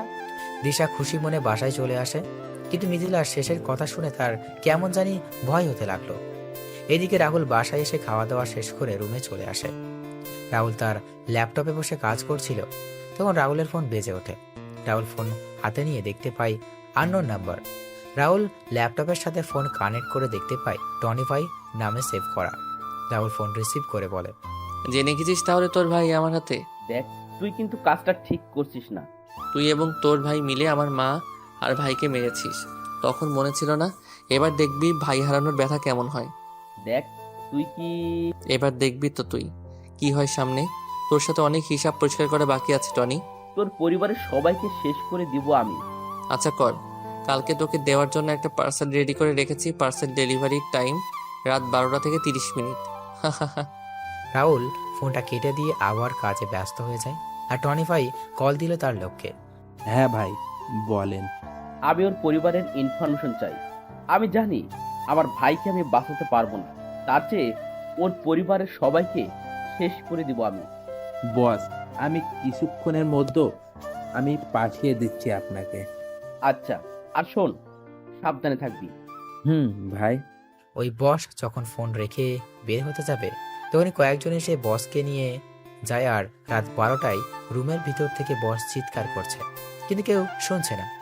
12:10 রুমে প্রবেশ করে বহুরূপী ভয়ঙ্কর হায়না সর্দার বস তখন বলে, দেখো সর্দার, আমায় ক্ষমা করে দাও। তুমি চাইলে আমি টনির সকল ইনফরমেশন তোমার দিয়ে দিব, তবু আমার ছেড়ে দাও।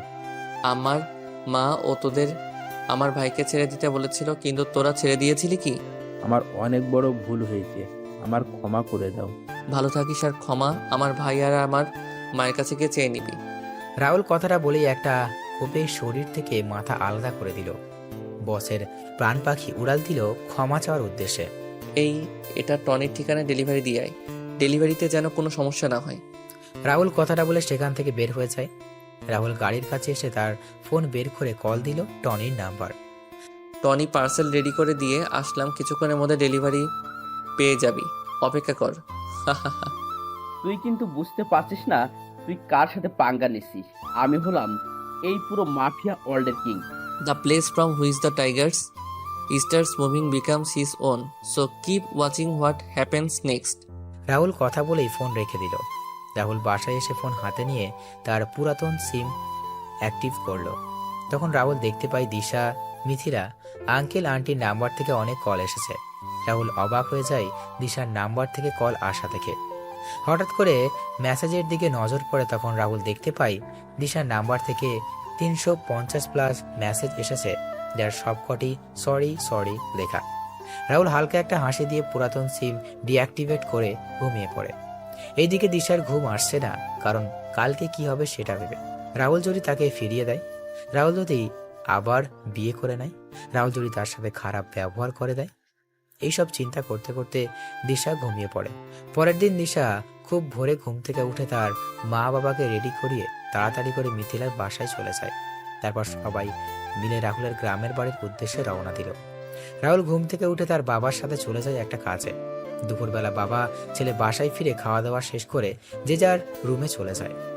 রাহুল রুমে এসে ঘুমিয়ে পড়ে। বিকালবেলা বুকে ভারী কিছুর অনুভব রাহুলের ঘুম ভেঙে যায়। রাহুল চোখ খুলে সামনে তাকিয়ে চিৎকার করে বলে ওঠে, ভূত ভূত, দূর ভূত হবে না।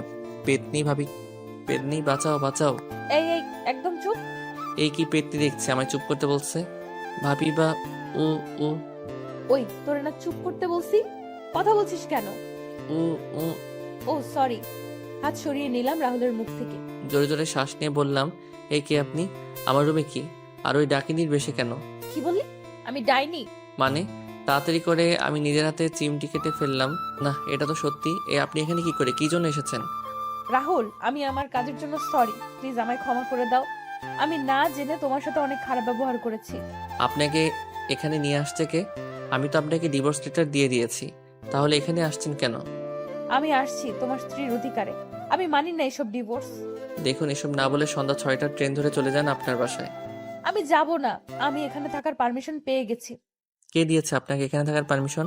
আমার শ্বশুর মশাই দিয়েছে। বাবা, ভালো হয়েছে আপনি থাকুন, আমি চলে যাব কালকে এখান থেকে। বাবা। রাহুল, এদিকে আয় বাবা। হ্যাঁ আঙ্কেল। আমাদের ক্ষমা করে দে বাবা। আমরা না বুঝে ওই দিন তোর সাথে বাজে ব্যবহার করেছি, তোর গায়ে হাত তুলেছি। আরে আঙ্কেল, আমি তেমন কিছু মনে করিনি। সত্যি বলছিস তো তুই? হ্যাঁ আন্টি। তাহলে আমাদের আন্টি আর আঙ্কেল বলছিস কেন? সরি ছোট আম্মু। ছোট আব্বু তোমাদের নিয়ে এলো কে? আমি ভাইয়া। তাই তো বলি, এই কাজ তোর মতো ফাজিলের দ্বারা সম্ভব। মাথা ফাটিয়ে দিব তোর। তোর করলে আমার ভাতিজা কেন? দে আমার কাছে তুই। বললেই হলো। হয়েছে দুজনের এবার। নিন, সবাই নাস্তা করেন এবার। আচ্ছা, আমি আসি, তোমরা বসে কথা বলো। কোথায় যাবি ভাইয়া? হু হু। বাজারে। বাজারে না, ডলির সাথে দেখা করতে। ফাজিলে একটা থাপ্পড় দিমু। ডলি তোর চেয়ে অনেক বড়। হঠাৎ করে আমার ফোনটা বেজে ওঠে। আমি বের করে দেখলাম ডলি কল। তাহলে সত্যি বললাম আমি? চুপ ফাজিল। মাত্র 3 বছরের বড়। হ্যালো রনি, বলো। হ্যাঁ আসছি। মিথিলা, এই ডলি কে রে? ডলি হচ্ছে ভাইয়ার বান্ধবী। ডলি আপু ভাইয়াকে পছন্দ করে। ভাবি, ডলি আর রাহুল। ডলির সাথে রাহুলের বিয়ে ঠিক হয়েছে দিশা। ভাবি কি বলছো কি তুমি? হ্যাঁ, রাহুল নিজেই সবকিছু ঠিক করেছে। কিন্তু রাহুল আর দিশার তো ডিভোর্স হয়নি, তাহলে? আমি রাহুলকে বলেছিলাম, কিন্তু রাহুল বলল ডিভোর্স হয়ে গেছে, আর ডলিকে নিয়ে আজকে শপিং এ যাবে বলেছিল। আমি বেঁচে থাকতে রাহুলকে আমার থেকে কেউ কেড়ে নিতে পারবে না। এখন আর এসব বলে কি হবে? সময় মতো তো আর তার মূল্য দিতে পারিসনি। তার চেয়ে চল, বাসায় চল। না বলছি না, আমি এখানে থাকবো। আমি আমার অধিকার ছেড়ে কোথাও যাচ্ছি না। মারে, এখানে থেকে কোনো লাভ হবে কি তোর? শুধু শুধু কষ্ট পাবি। আমার ভালোবাসা, আমার স্বামীর অধিকার ফিরে পাওয়ার জন্য কষ্ট পেতে রাজি আছি। রাতে যখন রাহুল বাসায় ফেরে তখন দিশা দেখতে পায় রাজের হাতে শপিং ব্যাগ। রাজ দিশার দিকে তাকিয়েও না তাকানোর ভান করে রুমে চলে যায়। দিশা রাহুলের পেছন পেছন রুমে যায় আর বলে, কোথায় ছিলে আর হাতে ব্যাগ কিসের? যেখানে ইচ্ছা ছিলাম, তাতে আপনার কি? আপনাকে না বলেছিলাম আপনার বাসায় চলে যেতে? আমি আমার স্বামীর বাড়ি ছেড়ে কোথাও যাচ্ছি না। কে স্বামী? কিসের স্বামী? তুমি আমার স্বামী। ফালতু কথা বাদ দিয়ে এখান থেকে বের হয়ে যান, ভালোই ভালোই বলছি। না, যাব না বলছি আমি। ঠাস ঠাস, আমার মুখের উপর কথা বলিস তুই? রাহুল, কোনো কথা না বলে রুম থেকে বের হয়ে যায় এখনই। দিশা কান্না করতে করতে রুম থেকে বের হয়ে ছাদে চলে যায়। দূর থেকে রিয়াজ চৌধুরী আর জাহানারা বেগম সবকিছু দেখছিলেন আর চোখের জল ফেলছিলেন। তখন রিয়াজ চৌধুরী বলেন, সবই কপাল, মেয়েটা ছেলেটাকে কম কষ্ট দেয়নি। এবার বুঝুক ভালোবাসার মানুষ কষ্ট দিলে কেমন লাগে। মেয়েটার জীবন এভাবে ধ্বংস হয়ে যাবে, আর আমরা মা বাবা হয়ে তার দেখে যাব? কোন মুখে তুমি তোমার মেয়ের হয়ে কথা বলবে বলো? মেয়েটা আরেকটু হলে একটা ছেলেকে পঙ্গু করে দিত। তুমি বুঝতে পারছো না কেন? মেয়েটার কান্না আমি যে সহ্য করতে পারছি না। এইদিকে তার ডান বসের জানালা থেকে এসে এক নাগাড়ে ড্রিঙ্কস করে যাচ্ছে, কিন্তু কিছুতেই তার নেশা হচ্ছে না। টনি তার ভাই সাকিবের ছবির দিকে তাকিয়ে বলছে, সাকিব ভাই, আমায় ক্ষমা করে দিস। আমি তোকে বাঁচাতে পারলাম না। জানি না তুই বেঁচে আছিস কিনা, আমায় ক্ষমা করে দিস ভাই। তবে কথা দিচ্ছি ওই সর্দারকে আমি শেষ করে দিব। সাকিব চিৎকার করছে, কিন্তু তার চিৎকার দেওয়ালে আঘাত পেয়ে আবার ফিরে আসছে। হঠাৎ করে দরজা ঠেলে ভিতরে প্রবেশ করে রাহুল। রাহুলকে দেখতে পেয়ে সাকিব বলে ওঠে, রাহুল তুই? সর্দার বলো। কি তার মানে তুই সর্দার? হ্যাঁ আমি সর্দার। তুই আর তোর ভাই মিলে আমার ভাই আর মাকে মেরেছিস, সাথে আমার ভালোবাসাকে আমার থেকে দূরে সরে করেছিস। এবার তোকে আমি পৃথিবী থেকে দূর করাবো। দেখ, আমার ভুল হয়েছে, আমায় ক্ষমা করে দে। আমি আমার সকল কাজের জন্য অনুতপ্ত। আমি সবকিছু স্বীকার করে নিচ্ছি তো। আমার আদালতে আমি কাউকে ছাড় দেই না, তোরও কোনো ছাড় নেই।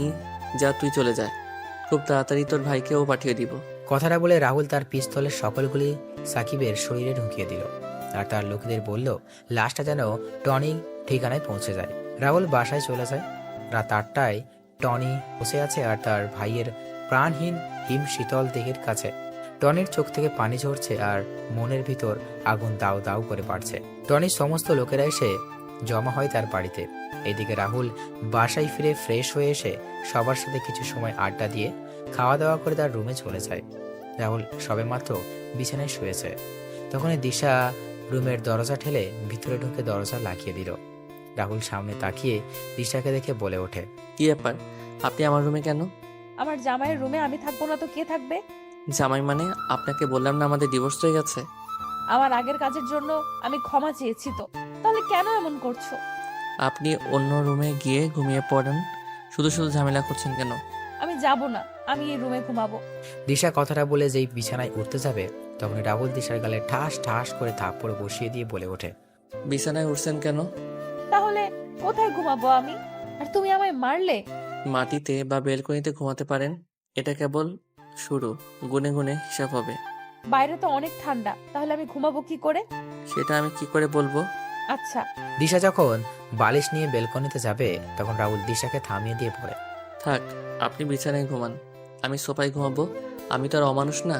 এক বিছানায় ঘুমালে কি হবে? ওই যে ছোট লোক মানুষ আমি। রাহুল সোফায় গিয়ে লাইট নিভিয়ে ঘুমিয়ে পড়ে আর দিশা তাকিয়ে আছে রাহুলের দিকে। রাহুল মাঝরাতে কান্নার শব্দ শুনতে পায়। রাহুল তাকিয়ে দেখতে পায় দিশা কান্না করছে। তখন রাহুল বলে, আবার যদি কান্নার শব্দ আমার কানে আসে তাহলে লাথি দিয়ে রুম থেকে বের করে দিব, যত সব ন্যাকামো। দিশা কান্না বন্ধ করে শুয়ে পড়ে।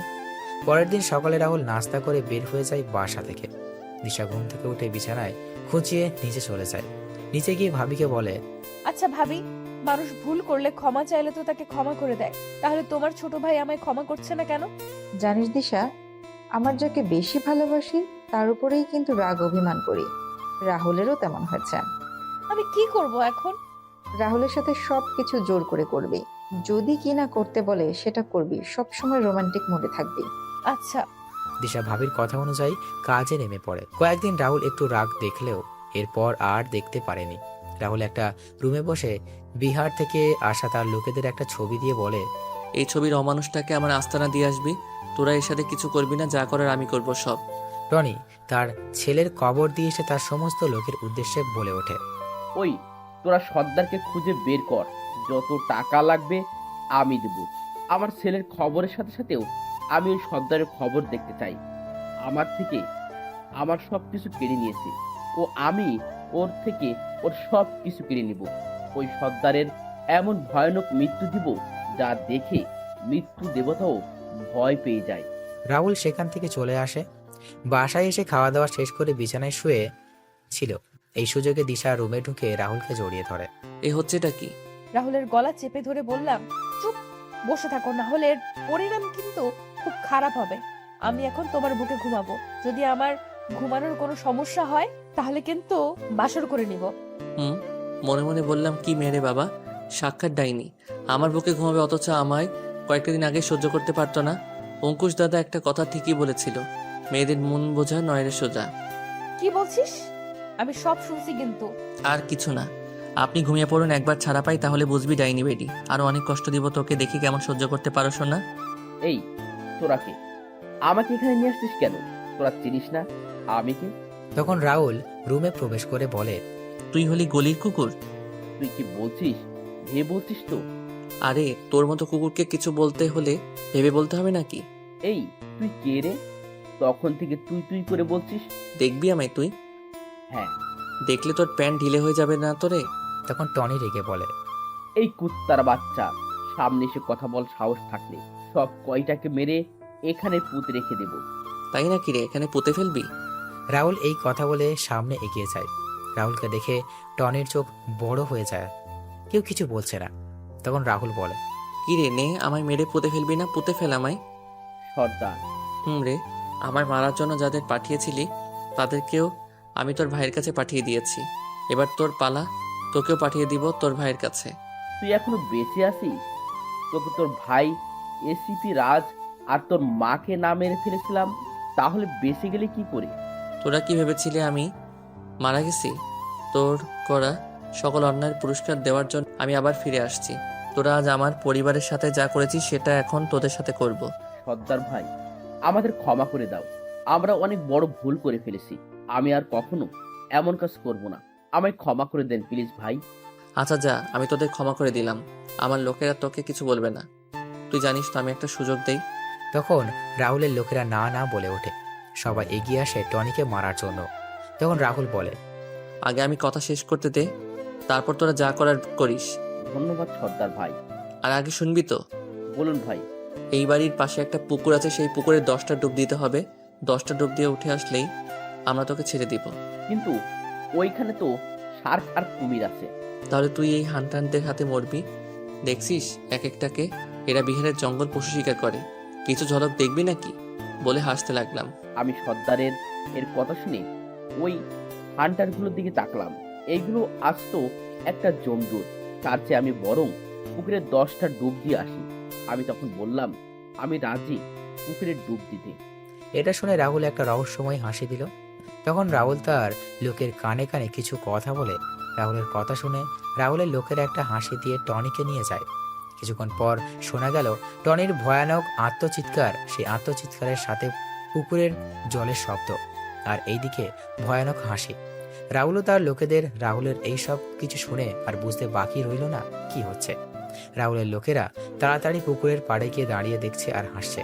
সব যখন ঠান্ডা হয়ে গেল তখন রাহুল উপরের দিকে তাকিয়ে 2 ফোঁটা চোখের জল ফেলে একটা দীর্ঘ শ্বাস ফেলে। রাহুল তার লোকেদের উদ্দেশ্যে তাকিয়ে বলে, কিরে, এবার তোদের রাগ কমেছে? সবাই একসাথে চিৎকার দিয়ে বলে ওঠে, হ্যাঁ ভাই হ্যাঁ। রাহুল রাতে বাসায় ফিরে খাওয়া দাওয়া করে সোফায় গিয়ে শুয়ে পড়ে। পরের দিন সকালে ঘুম থেকে উঠে নাস্তা করে তার অফিসে চলে যায়। রাতের বেলা সবাই বসে খাবার খাচ্ছিল। রাহুল দেখতে পায় দিশার পাশে জায়গা খালি। রাহুল সেখানে না বসে সোফায় বসতে যাচ্ছিল। তখন ভাবি রাহুলকে বলেন, রাহুল খেতে বস সবার সাথে, ওইদিকে কোথায় যাচ্ছিস? ভাবি টিভি দেখবে তো, আর তুমি খাবারটা বেড়ে দাও, আমি এখানে বসে খেয়ে নিব। ভাবি তুমি বসো, আমি খাবার বেড়ে দিচ্ছি। ভাবি খাবারটা তুমি নিয়ে এসো, তুমি যদি নিয়ে আসতে না পারো তাহলে বাদ দাও। দিশা রাহুলের কথা শুনে খাবার বাড়তে গিয়েও বাড়ল না। ভাবি কোনো কথা না বলে খাবার নিয়ে রাহুলের কাছে দিয়ে আসে। রাহুল খাবার খেয়ে তার রুমে চলে যায়। রুমে গিয়ে রাহুল ডলিকে শুনিয়ে শুনিয়ে ডলির সাথে কথা বলছিল। দিশা সেগুলো শুনেও কিছু বলল না। রাহুল কিছু সময় পর ঘুমিয়ে পড়ে। মাঝরাতে রাহুলের ঘুম ভেঙে যায়। রাহুল দেখতে পায় দিশা তার পায়ের কাছে পা জড়িয়ে ধরে ঘুমিয়ে আছে। দিশার এই অবস্থা দেখে রাহুলের কষ্ট হলেও রাহুল কিছু বলল না। এইভাবে দিন চলে যাচ্ছিল। রাহুল অফিস থেকে ফিরছিল, তখন তার ভাবি রাহুলকে তার সাথে বাসার বাইরে আসতে বলেন। রাহুল, কি শুরু করে দিচ্ছিস তুই? আর মেয়েটাকে কত কষ্ট দিবি? এখনো তো কিছুই করিনি।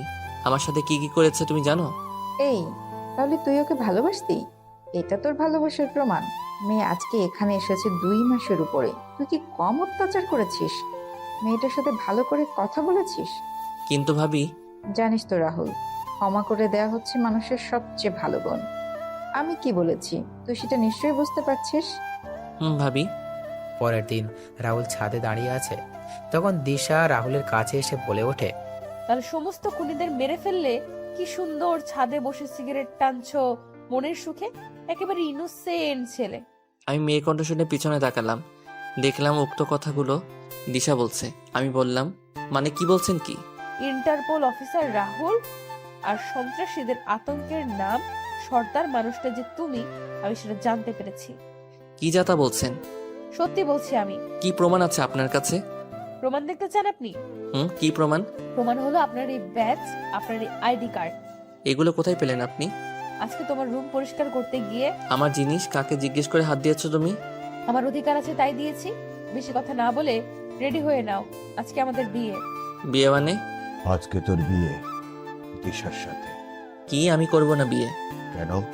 যে ঝগড়াটে মেয়ে, কথায় কথায় ঝগড়া করে আর অহংকারীও। আরে ভাইয়া, তোদের মানাবে খুব সুন্দর। ওরে বান্দরনি, তুই কোথায় ভাইকে সাপোর্ট করবি তা না করে ওই ভয়ঙ্করী মেয়েকে সাপোর্ট করছিস? তখন দিশা রাহুলের সামনে এসে দাঁতে দাঁত চেপে বলে, ওনার সাথে আমার কিছু কথা আছে, তোমরা ছাদে থাকো, আমরা কথা শেষ করে আসছি। এই কথা বলে দিশা রাহুলকে টানতে টানতে নিচে নিয়ে আসে। আর এইদিকে সবাই হাসছে। দিশা রাহুলকে তার রুমে নিয়ে গিয়ে দরজা লাগিয়ে রাহুলের কলার টেনে পড়ে। কি বললি তুই? আমায় বিয়ে করবি না? ঠিকই বলছি। আর তুমি আমায় তুই তুই করে বলছো কেন? বেশ করেছি বলেছি। ভালোই ভালোই বিয়ে করতে রাজি হয়ে যাও, না হলে না হলে কি জুতা দিয়ে আবার মারবেন? তো চাইলে সে মারতে পারেন। এখন এখনই বাসর করে নিব। কি বিয়াদব মেয়ে মাইরি। ওই কথাটা বলে খাটে চল, নইলে এখন এটা জোর করে নিব। ওইটা মানে? দেখাবো নাকি? রাহুলের দিকে এগোতে লাগলাম। না, এই না। দিশা একটা ছুরি নিয়ে নিজের হাতে টানতে লাগলো। দিশার হাত থেকে রক্ত পড়ছে। রাহুল তাড়াতাড়ি করে দিশার দিকে এগিয়ে যায়। দিশা পিছিয়ে গিয়ে বলে, আমার দিকে এগোবে না। আমি অনেক খারাপ আচরণ করেছি তোমার সাথে। আমার বেঁচে থাকার কোনো অধিকার নেই, তাই তো তুমি আমায় বিয়ে করবে না। ম্যাডাম, আমাকে ক্ষমা করে দিও। ভালো দেখে কাউকে বিয়ে করে সুখে থেকো। দিশা যখন ছুরি চালাতে যাবে তখন রাহুল বলে ওঠে, আমি রাজি বিয়ে করতে, তোমায় প্লিজ এমনটা করো না। দিশা ছুরিটা ফেলে রাহুলকে গিয়ে জড়িয়ে ধরে কান্না করতে থাকে। রাহুলও দিশাকে জড়িয়ে ধরে আছে। দিশা বলে, আগে সবাইকে চিৎকার করে বলো আমায় বিয়ে করবে। আচ্ছা, পরে বলবো। আমি কিন্তু আবার ছুরি নিয়ে নিব। বলছি এই আমি বিয়ে করতে রাজি। রাহুল দিশার হাতে ব্যান্ডেজ করে দিয়ে রুম থেকে বেরিয়ে সবাইকে বলে দেয় সে বিয়েতে রাজি। কবুল বলার সময় মিথিলা রাহুলকে বলে, ভাই বললে বিয়ে করবেন না, তারপর বিয়ে করতে রাজি হলেন, বুঝলাম না। ভাবি গো, দিশাকে বিয়ে না করলে আমার ওটা নিয়ে নিত। কি নিত?